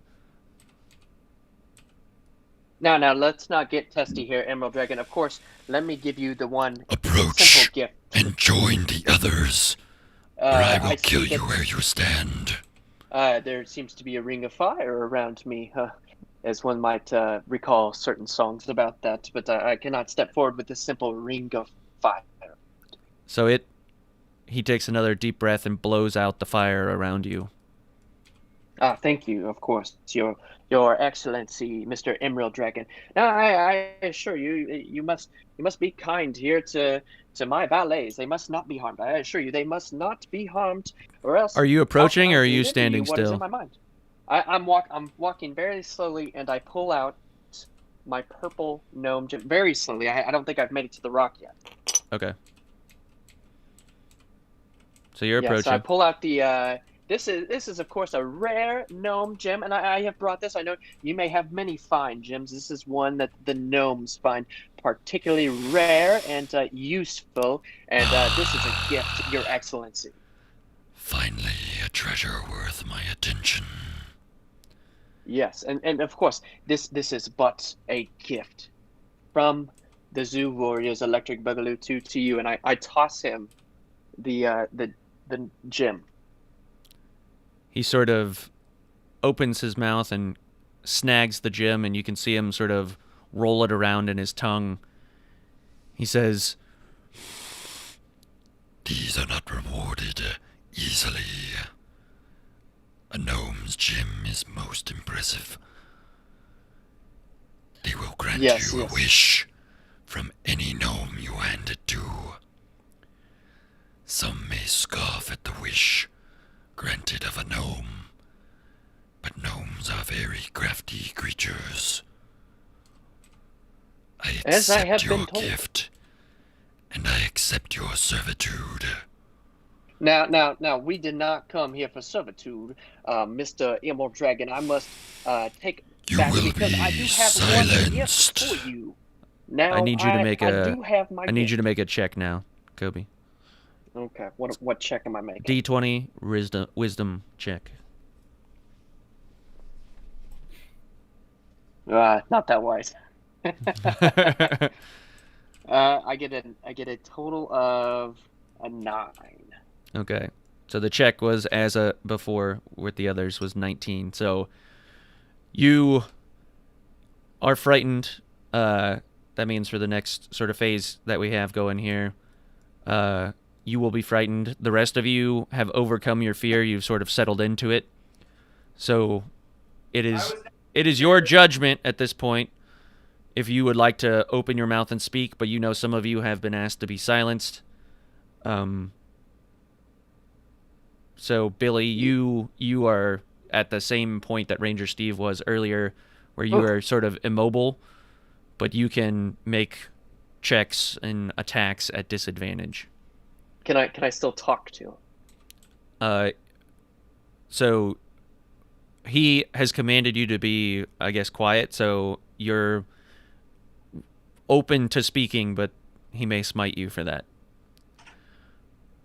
That's a risk I'm willing to take. As of course the other treasure, the Ballad of the Emerald Dragon. I did burn the only copy that existed, but memorized it, of course, in song. And I know that coming before a dragon means servitude. But I came to wager this against, this would be our token out of here. Was I would give you the Ballad of the Emerald Dragon, if you would release us. There are very few situations in which I release you. You may give me 4 sacrifices in your stead, or grant me a treasure I deem worth your freedom. Now, this treasure is a one of a kind. It tells of the ballad, of course, I do of not you. wish to hear your ballad. It may save your life. It may just save your life. It's about your treasure and the treasures that you seek. What How is do Kobe? you know of my treasure? Oh, it was not I who first found the ballad. No, I found this through much study and research. But I need your word that if I deliver this ballad to you, and it'll tell you who to watch out for and how you might go about things. You must let us go free. You amuse me. Play your ballad, and I will deem if it is worth your survival. I hope you know, Bard, that this may be the last song you play in your short life. Well, I'm not sure if that's a gnome joke or if you're just talking about the years of spanning. He does not laugh. Alrighty, well, I'm gonna put on the performance of my life, I guess. Let's do this thing. The Ballad of the Emerald Dragon. Of course, Your Excellency. Emerald Dragon, why don't you come to your senses? You've been out burning witches for so long now. Oh, you're a hard one. And I know that you got your reasons. These treasures that are pleasing you might hurt you somehow. Don't you steal the king's diamonds, no. He'll kill you if he's able. You know the queen's heart is always your best bet. Now some fine treasures have been laid upon your table, but you only want the ones that you can't get. Emerald Dragon. That, of course, I found from the eagles. The eagles have spied upon you, know that you have fine treasures. And the eagles, while no one person could talk with them, I do converse with the crow. And the crow has found such a ballad from the eagle,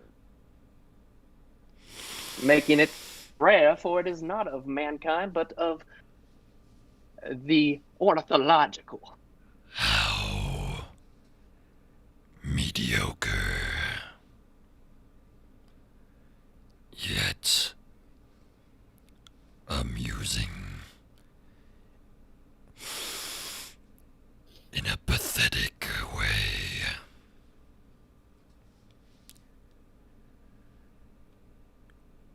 You alone have earned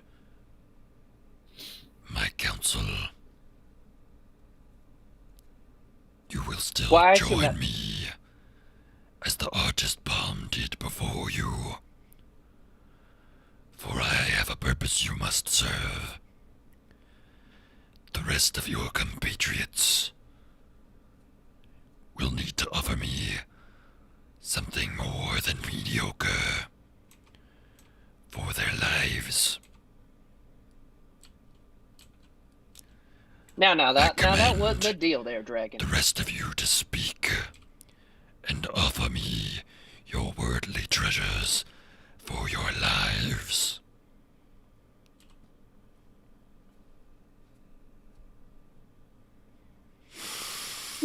Worldly treasures. Speak, All right. cowards. I'll go last. Ranger Steve? All right. With no words at all, I'm just going to throw the black gem at. Okay, give me a d20 roll. No disadvantage. You've overcome your fear. Bleh. 18. Okay, you rear back. What are you aiming for? His mouth.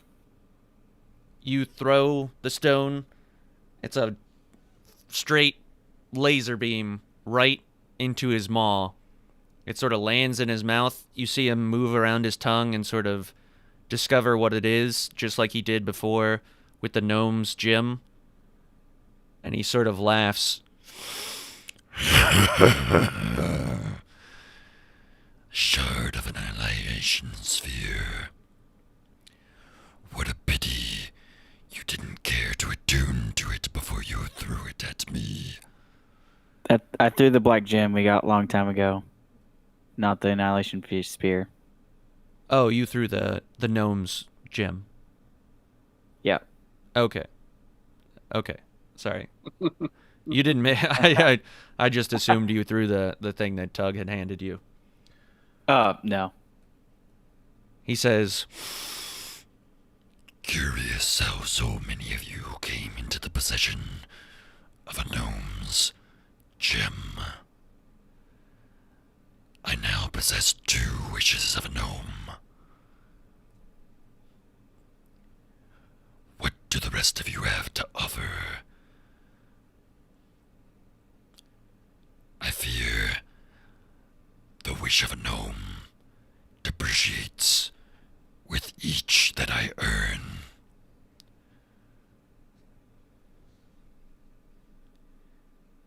You, the pathetic excuse for a summoner. What do you have to offer me? Hey, Christian, can I ready an action? sure. Okay. I'm ready to play another song after those two toss whatever they're going to toss or do whatever they're going to do. Okay.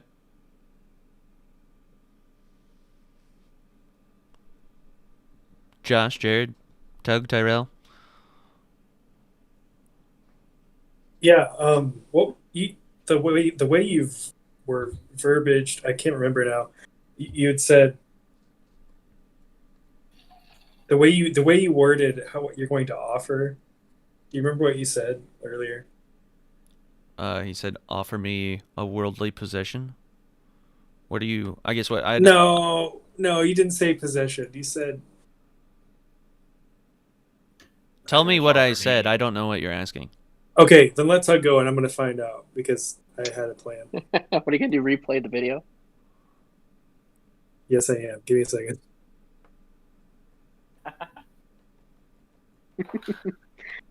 Never mind. My action may just come right after Doug. Sure. Can you just not tell? I trust you. What did I say? I think he thinks that you said something, and he doesn't remember what it was. I don't even know what you're referencing. Like, if you could just give me a pointer, we could talk it out. Okay. Oh, were you talking to me? Yes. I figured out what it was, and it was a total misunderstanding of what you said. So I thought you said wordly treasures, which doesn't make sense. But Yeah, no. you said worldly. Worldly, yeah. So, but I thought you said wordly. So I'm thinking about words. So here's what I have to offer. Okay, so Um, why would he say wordly treasure? I don't know, but that's what I thought. Hey, dragon. Probably doesn't have a gem of gravity detection. I don't. Well, I'm going to start with this and see if he doesn't smite me. How can you tell how much a dragon weighs? Riddles do not amuse me. If you speak the answer from your mouth, they will be the last words you have on this plane of existence.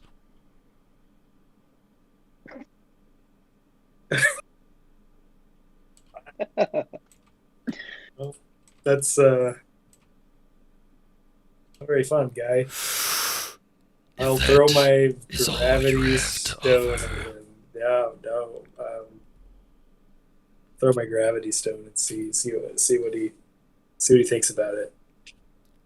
So Can't be better than mediocre. he takes the gravity detection stone. Did you tell him that's what it was when you threw it to him? No, Yes. I said take this. So you throw him the gem, and he sort of takes another big, deep breath and goes, Did I not just say that the value of a gnome's wish will depreciate with each that I possess? 3 gnome wishes is no greater Then 2. Huh, looks like it wasn't gravity detection. My bad, Tyrell. You must offer me something more than the wish of a gnome. Oh, I totally misunderstood. I thought if we gave something of more value, it would depreciate his, because it's kind of how supply and demand works. So you have given. Billy gave his gnome wishing stone, and Ranger Steve gave his. The dragon was saying that he already has 2 now. Anything beyond this is of no use to him. So you've just given him a 3rd stone of the same properties. So he's asking for more. Cool. You know, maybe your gems weren't what you guys thought they were. Can I go get my sphere back from Ranger since we're all like standing there together? Can Ranger hand me my sphere back? You can do that if you want, but it may trigger the dragon to do something if he thinks you're being sneaky. I mean, I wasn't really trying to be sneaky about it. I was just going to turn around to him and say, "Hey, give me my sphere back." Or give me my stone back. So what do you, yeah, if you want to do that, you're more than welcome. Ranger Steve, are you going to give it to him? And Tug, do you just offer your hand out? Like Ranger Steve is supposed to know what you're going to give him, or do you say out loud? Yeah, pretty much. Yeah, I mean, I'll give it back, I guess. And with that, What I want to play are my you mandolin. exchanging? Well, you see, we placed a bet that the ballad was actually going to work, and I lost the bet. I thought the ballad was going to work, and obviously it didn't work what we thought it was going to. So it's just a couple of coins.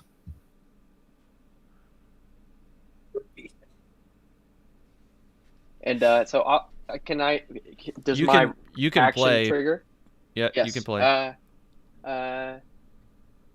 It's time for me to make like a treant and leave. It's time for me to make like a treant and leave. It's time for me and all my companions to get out of here. And I send my 3 inspiration dice over to my companions with that. And I also use my mandolin spell for the day to cast invisibility, and I run out of there.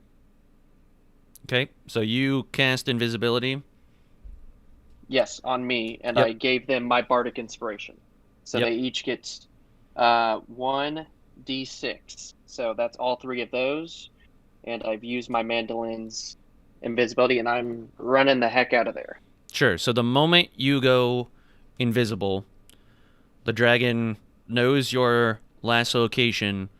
He takes a deep rumbling breath, and he is going to spit fire in the immediate vicinity and just try and hit you, even though he can't. Let's hope I make this, or else I'm dead. Even though he can't directly see you, he knows roughly where you are, and he's going to spread that area in dragon's fire.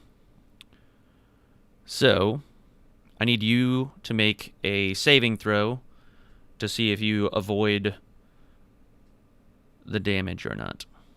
Dexterity. So this is going to be a survival.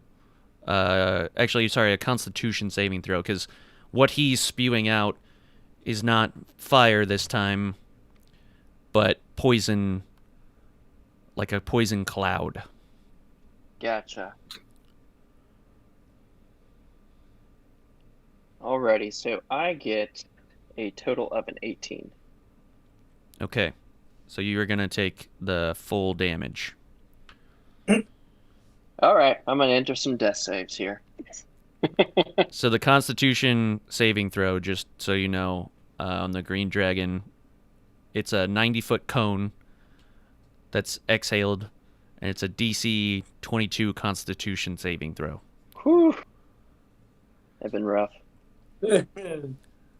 So you'd take, I mean, if you had succeeded, you'd take half that damage, but Did I distract him from the rest of the Zoo Warriors Electric Boogaloo too? you have. Okay, So good. you'd take, I mean, if you had succeeded. How much is my damage more than 16? So your damage, if I take the average, is 77 points of damage. I want you to roll it out. Let's see if you can get a bunch of ones. So 22 d6s. Okay, well, either way, yeah. I'm losing that one. All right, so I am in death saves. What if you get all ones? Well, he'd have 22, which is more than the amount of health that I have because I only got to do a short rest. Hang So on, he's- I can generate it. No. No, I only have 16, He so already- even if you rolled he- a he 1 makes on it a every matter of 22, fire, yeah. you So still Billy- put me in death saves. You are entering death saves. So he's distracted. Yeah, y'all can run with Bardic Inspiration. So you I can want to. attempt to make a run, but you know, you do have to cover some distance, and you know, based on the plume of noxious gas that the dragon had chosen to ignite previously, he could send that same plume out towards you in a 90-foot cone. So you know you had to clear that kind of distance, and you don't know what kind of smoke it is, but you saw Billy go invisible, and then you saw the cloud envelop him, and now he's unconscious in death saves on the ground across from you. I'm going to throw my sphere, and I got a 12 plus the 6 inspiration, so 18. Okay. Right at its head. Nice. I'm gonna yell as I'm doing it. This is my offering. Ooh, Okay. that's a good one. Okay. All right. So you throw the shard at him, and initially you can tell he's ready to defend it. But you see that sort of gleam in his eye that he has the opportunity to obtain more treasure here. And he accepts the stone into his mouth. He sort of runs it around in his tongue. And you see a 5-foot spherical section completely blink out of existence within the dragon's mouth. The section that is gone is enough to lop off the bottom half of its jaw, and you see the blood pour out as it sort of slumps to the ground and lands next to Billy on the ground. And Ew. as it sort of rears back in pain, you see it emitting this bloody, sort of noxious gas that it did before, but now it's just in this wild spray as it sort of flings its neck around and writhes in pain at the loss of its lower jaw. I need you guys to see if you can vacate the area in enough space as this dragon is reeling from the pain. Can I Can't not reach it with that arrow. immediately cast Firebolt into the obnoxious gases that are spewing from his mouth and catch them all on fire right down his throat? You could try, yeah. Yeah. So I need everybody to roll initiative then, if that's what we're I was doing. gonna say, like, it sounds like we're. Do I need to roll an initiative? Yes, because that's when you're going to do your death saves. Okay. this is fire. There's not a ton of us. Do you want us to say it? Yeah, so I'll count down from 20 here. So 20, 19. Hold on, wait, hold on. We're What's up? rolling to get away from the gas, right? Initiative Oh. first. Okay. So D20 roll. Are we putting it in Alright. chat? Or are we just saying it out loud? Just say Just your say, name. I'm just gonna say me, whatever. Or yeah. Alright. Say your Say- character's name for me, please. Yeah. So 20, 19, 18. That's the dragon. 17, 16, Billy. 15, 14, Tug. 13, 12, 11. Huh? Hey, Rogan. And then Cameron. God damn it! Like, I just I couldn't tell if you were saying something or if you said your name. Okay. Okay, now. What? Do I need, Steve's at 9, so but I'm last. Yeah. So. do I need to wait until my turn, or am I doing this to initiate? No, you'll need to wait until your turn because you initiated combat essentially when you threw the annihilation sphere. The moment that he took damage, that's boom, initiative time. So that was your attack of opportunity, and very clever one, mind you. Good play on that because you did not beat the check technically, but using the dragon's greed against it, that is a pretty smart play. Well, thank you. I had not considered that.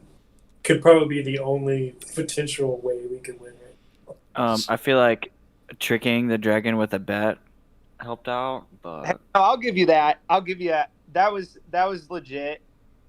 I was ready with an answer. But you just were like right on it, and I was like, damn good. That was a damn good one. So, the dragon immediately flies into the air with its head still writhing, spewing, dropping blood, spraying it everywhere, and emitting this noxious fumes.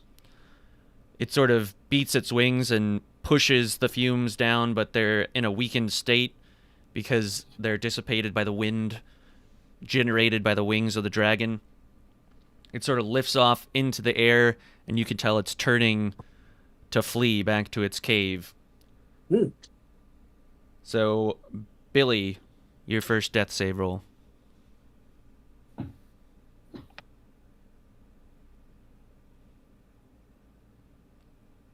You died. What? Oh no! It's a D20. What is it? It was a 1. Okay. That's one death, right? One minus, right? So that's 2 fails. Man, that's rough. Wait, a 1 counts as 2? Oh no, critical fail. And so does a the 20 worst count time as for a 2? critical fail. It's legit critical fail too. I'm not just trying to push Billy out. That's a legit critical fail. So on your next turn in initiative, if you roll a fail, Billy Banger has died. Well, he'll have gone to rest in the bosom of Helm. It's very likely. Tug. Right, Fuck! What? I either have to attack the dragon or save fucking Billy. the dragon's gone. The dragon is leaving. It's not gone yet. He's leaving, so make your decision based on that.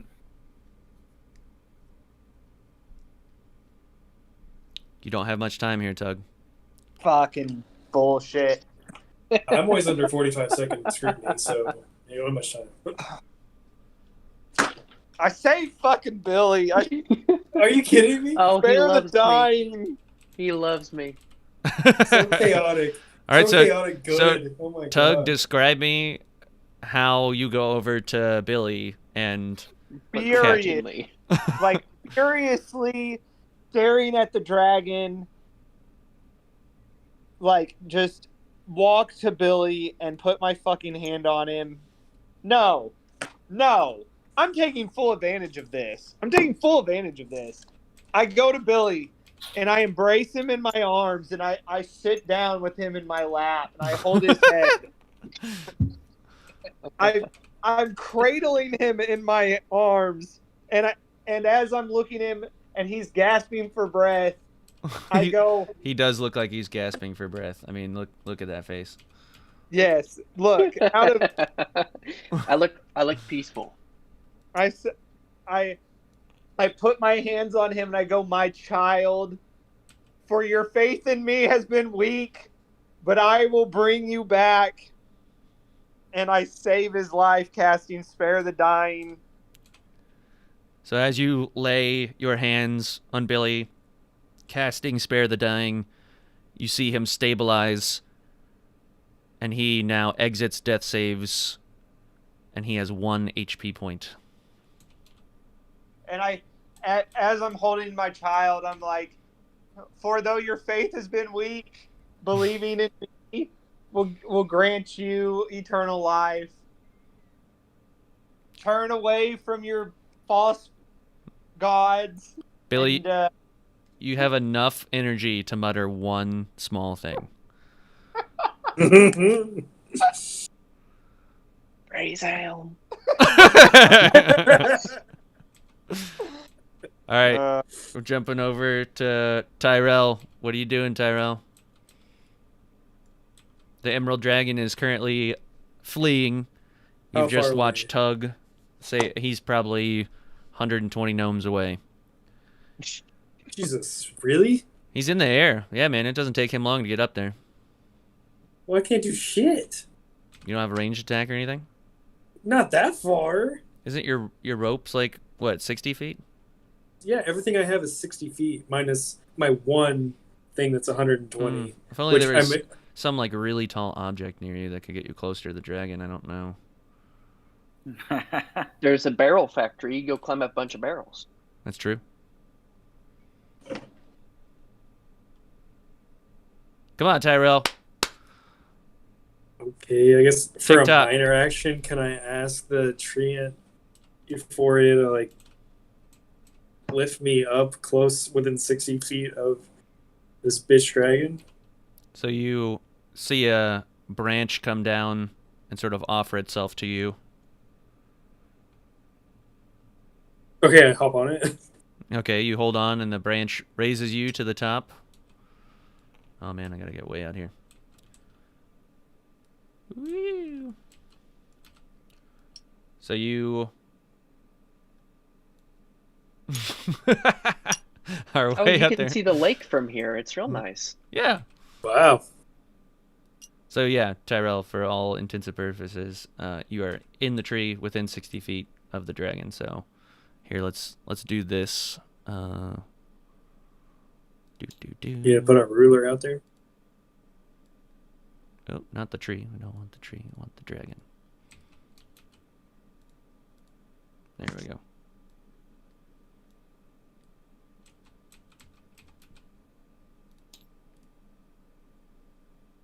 Perfect. Oh, okay. This isn't that great. Man, I'm just gonna try it. It's just I want to cast Ray of Frost. Okay. So is there a check it needs to succeed? I have to make a ranged spell attack. So. Okay, so a D20 roll first. Ooh, it's 18. Okay, the dragon's armor class is above that. Fun. So while you are in the tree and within range, you cast the Ray of Frost, and it kind of fizzles out before it gets to the dragon. But it is an admirable try. Can I take my triple minor action? I guess double minor action, triple action to turn. I was going to turn my face towards Euphoria and do like a really, dude.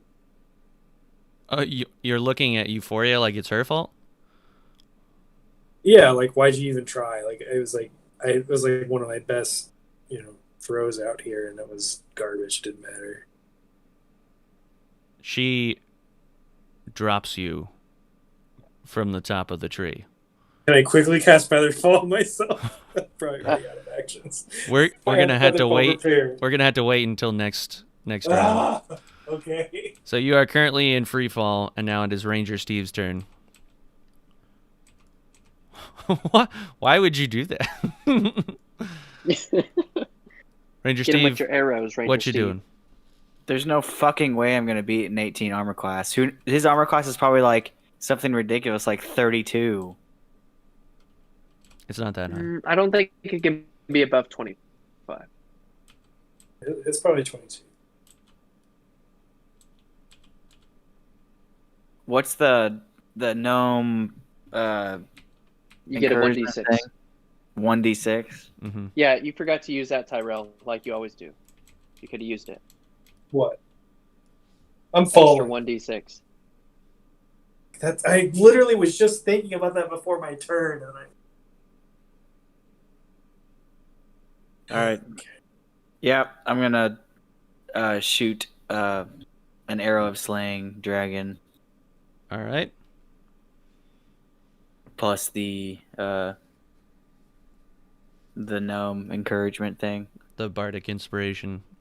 Bardic inspiration. So you get 1d6. I like gnome encouragement. You get your 1d6 plus, which means you're going to roll that die alongside your d20, and then you remember the stats for your dragon slaying arrow.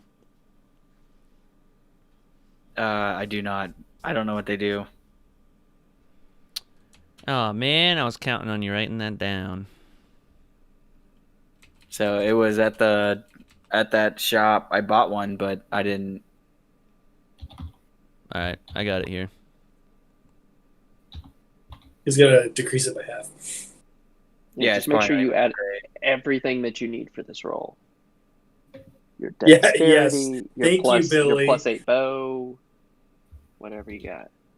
Yeah. Okay, so it's going to have to succeed a Constitution saving throw against the arrow, and then it'll do extra damage if it succeeds, or if it fails, sorry. Yeah, I mean, I feel like it doesn't really matter, because even as amount of damage I could possibly produce with it, it's not going to kill it. No, it's fine, but anything's good. So I need you to make your d20 roll with your d6 roll. Tell me that number, and then I'll tell you if it succeeds the Constitution check, and it's going to have to succeed a Constitution check, a 17. Don't forget to add your proficiency bonus I've got plus your whatever.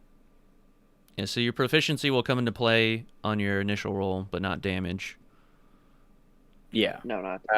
And your proficiency is +2. All of yours should be at this moment in time.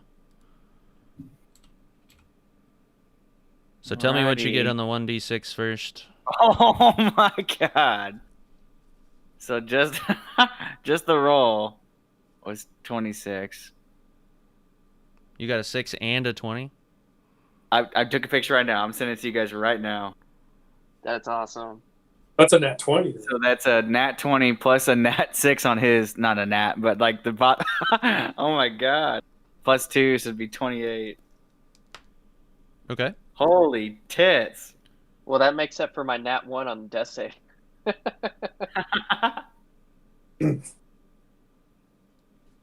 So you break the armor class. So it's going to see if it can avoid some of the damage by doing its Constitution check. And let me see its modifiers. It has a... Also, wouldn't Cameron have an advantage on dragons because they're apparently his favorite enemy? Yeah, so that would have come into the... But he already beat the initial armor See, I don't class, think so- he could. I don't know if he's gonna beat. I mean, I physically could not beat that roll. Holy crap. Okay, so he is going to resist the damage by half. So go ahead and your arrow... But he gets double damage. Right, so you're going to roll twice for the damage of your arrow, and then we're going to have that total. So 6d10 piercing damage on the dragon. So roll 6... 12d10. d10. And you thought you weren't gonna do enough damage? Holy crap! What's his, going on? Hey, What you're back. happened? You're back. Fill me Does in. his, does his crossbow shoot as well from his shoulder-mounted thing whenever he shoots that arrow? It does. So Tug- you said 6d10? Yes, so it's an extra happened? point of damage. So 6d10 is just your... So it's 2d10, essentially. You can either take the number 6, which is one higher than the middle ground for the d10. So you see what I'm saying here? So you can either take 2 6s as a guarantee, or you can roll 2d10 to try and get higher than 6. But you run the risk of rolling lower. Oh, I thought you said he had to roll 6 d10s. That's Go just for the the way. kill, That's Ken. just the way it's written. So 6d10 just Gotcha. means you take the 6, or you can roll a d10. yeah, 12 automatic is a lot better than 2. Probably. But you could get 20. So I mean, or more, not more. You could get more than 12. Okay. Is all I'm saying. Not but, gonna happen. but you run the risk of getting less. So it's up to you. Whatever the case, I just need to know if you're going to take. Okay. Well, in that case, okay, it's up to you, Karen. I won't say anything. Someone tell me what happened, though. What have I missed? What happened? Can you explain that again? Sorry. The dice roll. So it's... So I'm going to explain to Tug what happened because he got disconnected. So Tug, Tyrell used Euphoria to go up in the tree and shoot a ray of frost, but he failed. He then blamed Euphoria. Euphoria is like, I'm not putting up with this, and dropped him from the tree, so he's currently in free fall from the top of the tree. Ranger Steve is his turn, and he used his arrow of dragon slaying, pulled off an insane shot, got a nat 20 and a 6 on his bardic inspiration, so he maxed out what was possible for him to do, breaking the armor class of the dragon, and now we're figuring out his damage. So for your damage, Cameron, so 6d10 means that you can either take the guaranteed 12 points of damage, or you can roll 2d10 to potentially get more or less. So you can run the risk, try and get more, or you can just take the guaranteed 12, and then whatever damage you deal out, we're going to tack on the extra from your crossbow bolt. Does that make sense? Yeah. I'm just gonna do the 2d10. So roll 2d10 for me. I'm gonna roll the high. Okay, Google, do we good now? It's gonna be fucking 3. Okay. Well, one was a 10. The second one was a 3, so 13. So one more. Hey, you okay. beat it. Oh, whatever. Okay. And he did And then succeed the Constitution check, so he's going to take half of 13, but we'll round it up for you. And then the crossbow is an extra 1d4. So roll your 1d4, but roll that one just once. Yeah. 3. Okay. Okay, so you shoot your arrow. Where were you aiming on the dragon? Right in its heart. Okay, so you aim right for its heart. You pull the arrow back. You kind of give a little smooch as you let go of it. A little kiss for good luck. It goes up into the sky. Pierces its chest. You hear like a sort of garbled roar. And it kind of peels off and turns and flies away.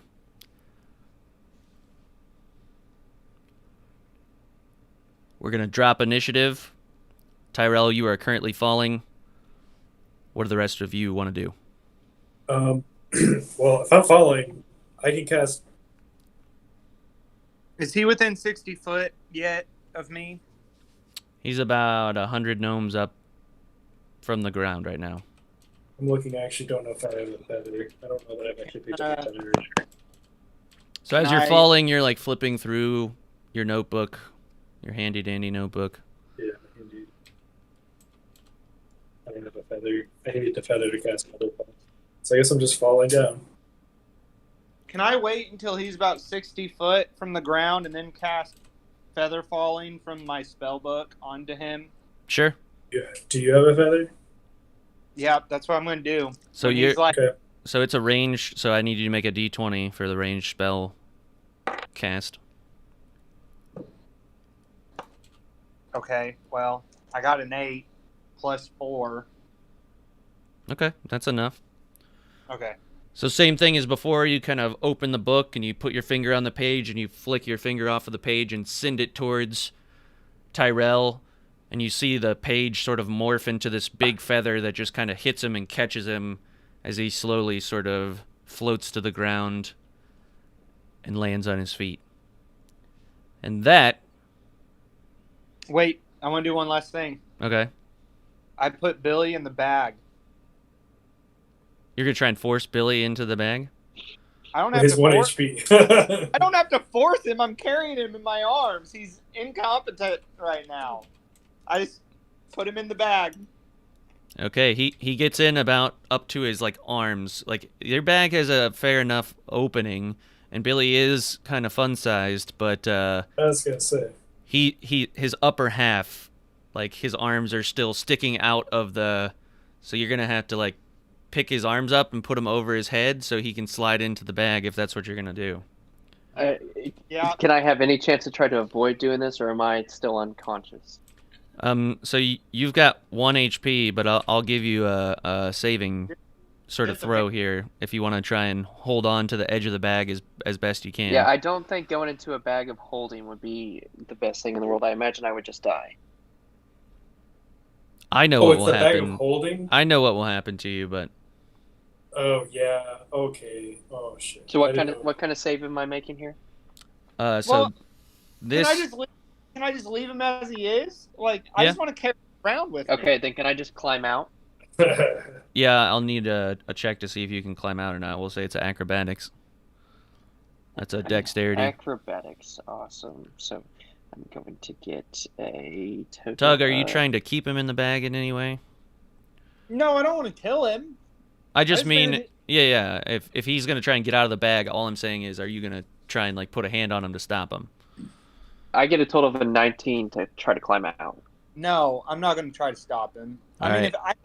I figured he was incapacitated. I mean, he's at 1 HP. He's not in great shape by any means, but if he's got to fight for his life, he's going to use that 1 HP to do it. So with a 19, he sort of flops out of the bag and back onto the ground. Yeah, no, I'm not wanting to kill him. The point was never to kill him. I just That'll probably kill me. So Euphoria immediately, and this will sort of wrap things up here, in the harshest tone you've heard her speak to you yet, sort of hisses at you and says, Leave now. Bye, Felicia. Well, Yeah, damn, I'm throwing a middle finger. I'm throwing the bird. yeah, we just stopped the whole saved town from you getting and your burned. whole town. Yeah, we're all fed up. We're oh, yeah? You saved the Fucker. town? You definitely didn't bring the Kind dragon of. there. No, this is a whole nother town we've Oh, saved. who We're died? just saving all kinds of yeah. towns. Who died? We didn't Yeah, put our tell me town that. in a forest with a dragon. We weren't that stupid. Yeah. You're right. The tree, it totally has an option to move. I mean, it does, but... I'm sure there's other forests. So, yes, brave adventurers totally saved the town. Had Pretty no. much. Yeah, that's how we'd get some shit from that tree. Jesus. You got a lot of information, but you didn't even ask a ton of questions. We didn't know what to ask. Right? You know, sometimes you just stab in the dark. I don't know what to tell you. It Oh, sure as heck didn't help us answers. fight. But now you just have a pissed off Yeah. emerald dragon. So, Well, I was saving that ballad for if we got caught in its lair. I was going to try to negotiate with that ballad later. Yeah, like what the fuck were we supposed to do with the dragon sitting there? Like I mean, I don't know. Okay, You guys did what session you over did. now? This is the end of the session, so you feel free to talk or complain to me about how. Okay. We hate everything. Oh man, I thought I was going to get out of there. I mean, at least you guys found out that your gnome gems weren't worthless. That was fun. Yeah, so it turns out those gems that Billy told you were just rocks or whatever are actually of pretty big importance or of use. So if you were to give those to a gnome, they would fulfill any wish that you asked of them, anything to the best of their And- ability. So I mean, if Now none of us have any because Tug sold his, and all three of us gave ours to a dragon. right, well, Leonidas and Pickle still got theirs. true. They don't exist.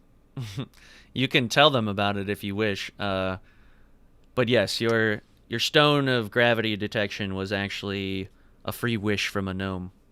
I didn't trust you guys with that kind of knowledge, so I felt it was best to not get you guys wishing gnomes to just do your random bidding. That didn't sound like good stuff for the gnomes. I was I mean- interested as to what you were gonna throw the dragon, because I mean, I knew you guys had some interesting stuff, but I mean, I thought he would appreciate my ballad a little bit more, and thought that was probably worth the lives of 4 compatriots. So I was also trying to get him to think that the 3 of them were nothing but common folk, and that he should put all his focus on me so they could run away. yeah. Yeah. Well, Pre- seeing as we pretty- didn't know what the gems meant at all, I thought maybe they had some more pull, but Pretty not. patient dragon, if you ask me. Honestly, yeah. In our position with that situation, what would you have done? Well, Tug has a crystal ball of true sight, which is worth way more than, and even his shard of annihilation. If he, I mean, I think that was a super smart play to activate it and using it as a gift in the same stroke. But I mean, Cameron, you could have thrown Ranger Steve's decanter of endless water. I mean, that's a super unique item. I mean, that stuff probably would have saved your skin, and he would have left you guys there. You know, are you willing to part with those things? I'm not sure. I mean, absolutely. You just would have left, but there's no fucking way would have ever have known that. And then it just would have been lost. He's asking you for treasure, for unique items. What do you mean? Yeah, he's very greedy. We knew that. I was trying to barter, I guess, a little too much. I was trying to trade something that I made up, a song. Hopefully, yeah. No, and I mean, you know from Mr. Pickles too that he's told you that you know they revere unique items that are not necessarily of great worth, but of great like craftsmanship. So a song or a painting of great quality would entertain or, you know, satiate that desire. But an emerald dragon at the same time can't keep a song, but he can keep a bard. So that's what he's going to do, is he's going to, you know, take you into servitude. See, I was thinking more or less I would give him the lyrics to the ballad, which nobody knew because I made them up. I saw the angle you were going for there. Rare. Right. But he can't play music. Maybe other green dragons can, but he's not. Yeah. He didn't like. Well, I dragon did get that song but, from the Eagles, but so the Eagles did help me out. To answer your question, Cameron, I don't create a solution for these things. I create the problem, and then I leave it up to you guys as to how to solve that problem. I mean, there are more straightforward ones with like puzzles and things like that, where there are an answer, like a set in stone kind of thing. But I mean, when it comes to the role playing element, that's the whole deal. It wouldn't be fun if I only had one answer to how you know, overcome the Emerald Dragon in this situation, because I can't anticipate what you guys do. I can't anticipate Tug using the stone as a gift and then activating it. So that was good, because I didn't think of that. I didn't anticipate that move. But I mean, I don't know, you could have thrown the decanter of endless water in his mouth and then turned that on too, and maybe, you know, I have to be holding it, I'm assuming. I mean, I can't just turn it on by throwing it. I mean, you say it's command word or whatever to turn it on, so you can do it. Yeah, it's like Alexa. Yeah, but then he can just like breathe fire and turn it into mist, and then we're fucked again. Like that. I mean that I get it. No, I totally understand what you're saying, but like every angle I tried to think of, I was like, "There's how the fuck are we gonna get away from this?" Well, yeah, like, I mean, we did it. An emerald dragon is something that you have to be prepared for, and you guys drug your feet, and you weren't prepared for it, and yeah, you were in a spot. So I mean, you did. We drug our feet. You No. You didn't listen to Euphoria, and she's like, "Hey, you better get out of here before you bring trouble. Like, put on these leaves so you can at least conceal yourselves." And then, you know, she was also like, "I'll let you leave if you want on your own free will. Just put on these leaves so I can conceal you." And then, yeah, that was the call you made, and that's totally fine. And you don't know. Maybe she wouldn't have let you leave. But well, would Tyrell's hand would that have fetched any sort of great value? You don't know. I don't know. It's not of much value to me, but I get good entertainment out of it. Sounds like it is a good value too. I personally enjoyed it. It was definitely the most. I don't know. It was the most cutthroat session we've had in a good long while. I did kind of think, though, I was like, man, I don't know how in the world I would ever beat this dragon's check after I rolled a 19, and that wasn't enough. It has a 22 armor class. Yeah. What's 22? So that's why I was like, well, if he's just a greedy dragon, like all dragons, I'll tell him that this is my offering. But I mean, I do believe that a 5-foot radius should take his whole head off. But I mean, it's fine. You see how big that dragon was? I was gonna say, like, the fact that it wounded it so much that it decided like it couldn't continue and leave. Yeah, I'm pretty good. Fucking impressive. I'm not complaining. I'm good. Yeah. For one, you gave it to me. You gave me my trick. You let me damage him really good, and then Cameron was able to throw Not it in just good. His entire bottom of his jaw is like destroyed. Like As of that's- now, who knows if we see him again, he's gonna be completely healthy. Well, only- it could be, but we need to get there quick. Is kind of what I'm thinking. The only thing I'm pissed off about is that I had to choose between attacking and fucking Billy Banger. That's pretty funny. Hey, you could have let me go, man. You could have let me go. You're too good to be like you have chaotic, I guess, but it's like if it is, it's for good. I gotta say, Tug What's or more Josh. chaotic? I did not think he was going to come over and save me. I was like, well, I'll just roll another death save. We'll see what it goes. What, You can be what's chaotic more good. that's fine. chaotic than just going, fuck this, I'm going to deal with a dragon. Come on. And then I wasn't even intimidated by the motherfucker. You did succeed that. You tied it. That was crazy. Yeah. Exactly. Yeah, that Try to was say I'm not chaotic. How many of you went out there and took him one-on-one? I mean, I did. everybody I went did. out there, and they all I didn't went. even get one. to finish my joke. I was going No to. one was the first. No one was the first. And I tried to convince the dragon that I was of worth and that you guys were my bodyguard. Basically, all of us I- took Cameron. Yeah. I personally wanted to hear, as many songs as you had and all of your riddles, but from the dragon's perspective, like I said, I was playing a very patient dragon, because there are a couple times that I was like, he's just gonna roast you. He's just going to destroy you. Like, well, I don't understand why Billy got to keep talking. Like he didn't succeed the intimidation roll. Like so Billy talking was just like a murmuring in the background while the dragon is doing what he's doing. Like, wasn't like the dragon was hanging on Billy's every whim.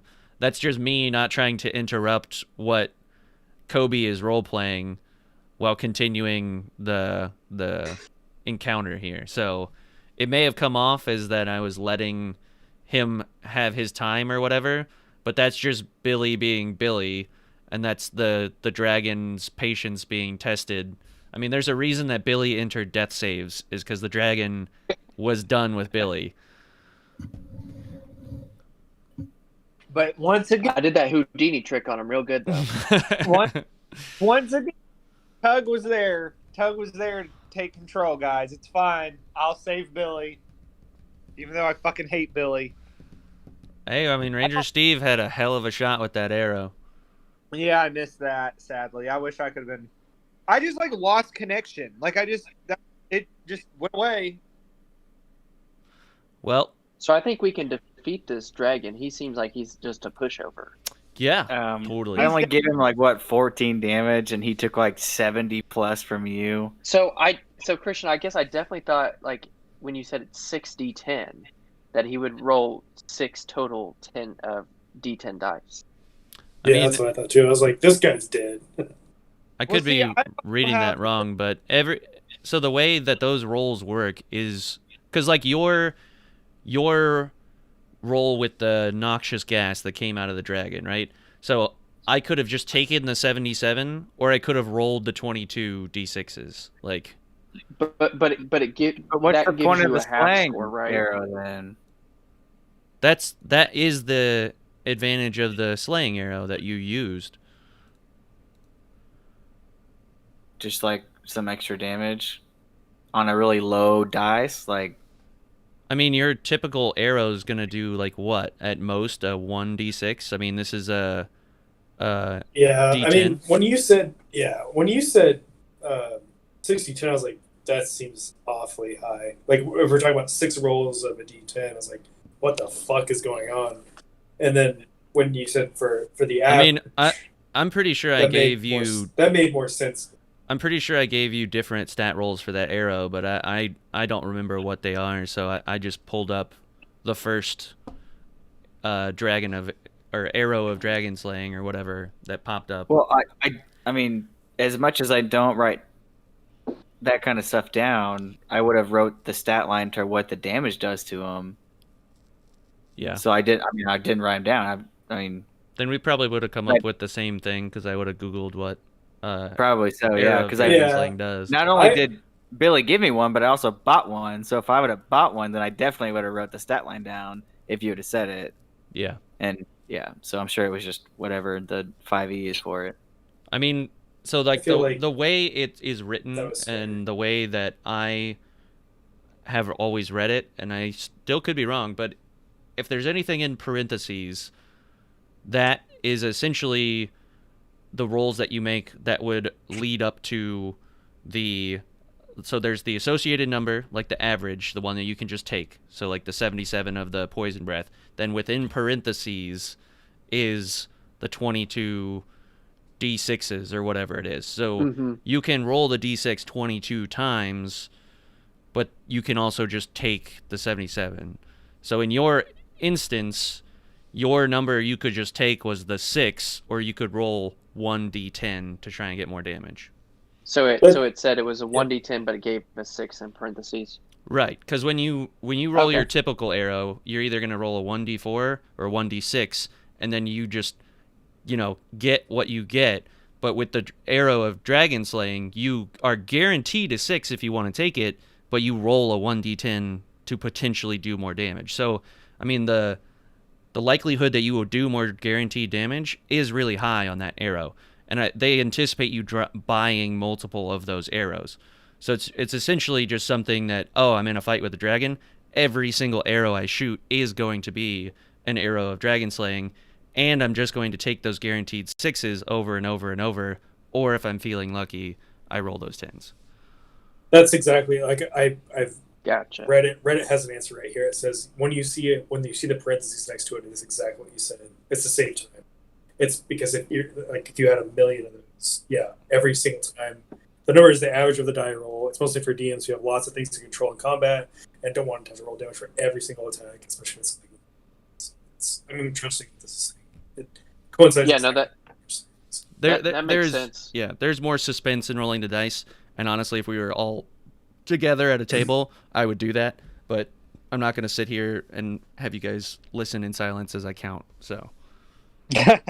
I mean, you could have rolled a 1 for all those 22s, and I would have gotten and I was willing to do that for you. I don't mean I don't mean to make it sound like I won't do that. I will absolutely, if you want me to do that. Mean, it wouldn't have mattered because you had too many dice. Yeah, exactly. And I had hit points. Right. Hey, so did Tyrell land? I saved Tyrell, didn't I? Yes, you sent out the page, you burned the page in your book, and you saved him with your feather falling. So you have used...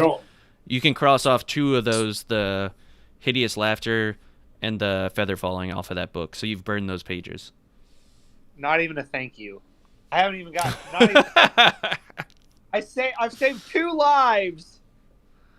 He cut the scene. Yeah. When we get back into it next week, he can say thank you. He cut the scene. All right, everybody. Say goodbye to the stream. I'm ending the stream, but we can continue talking. Bye, everybody. Thanks for watching.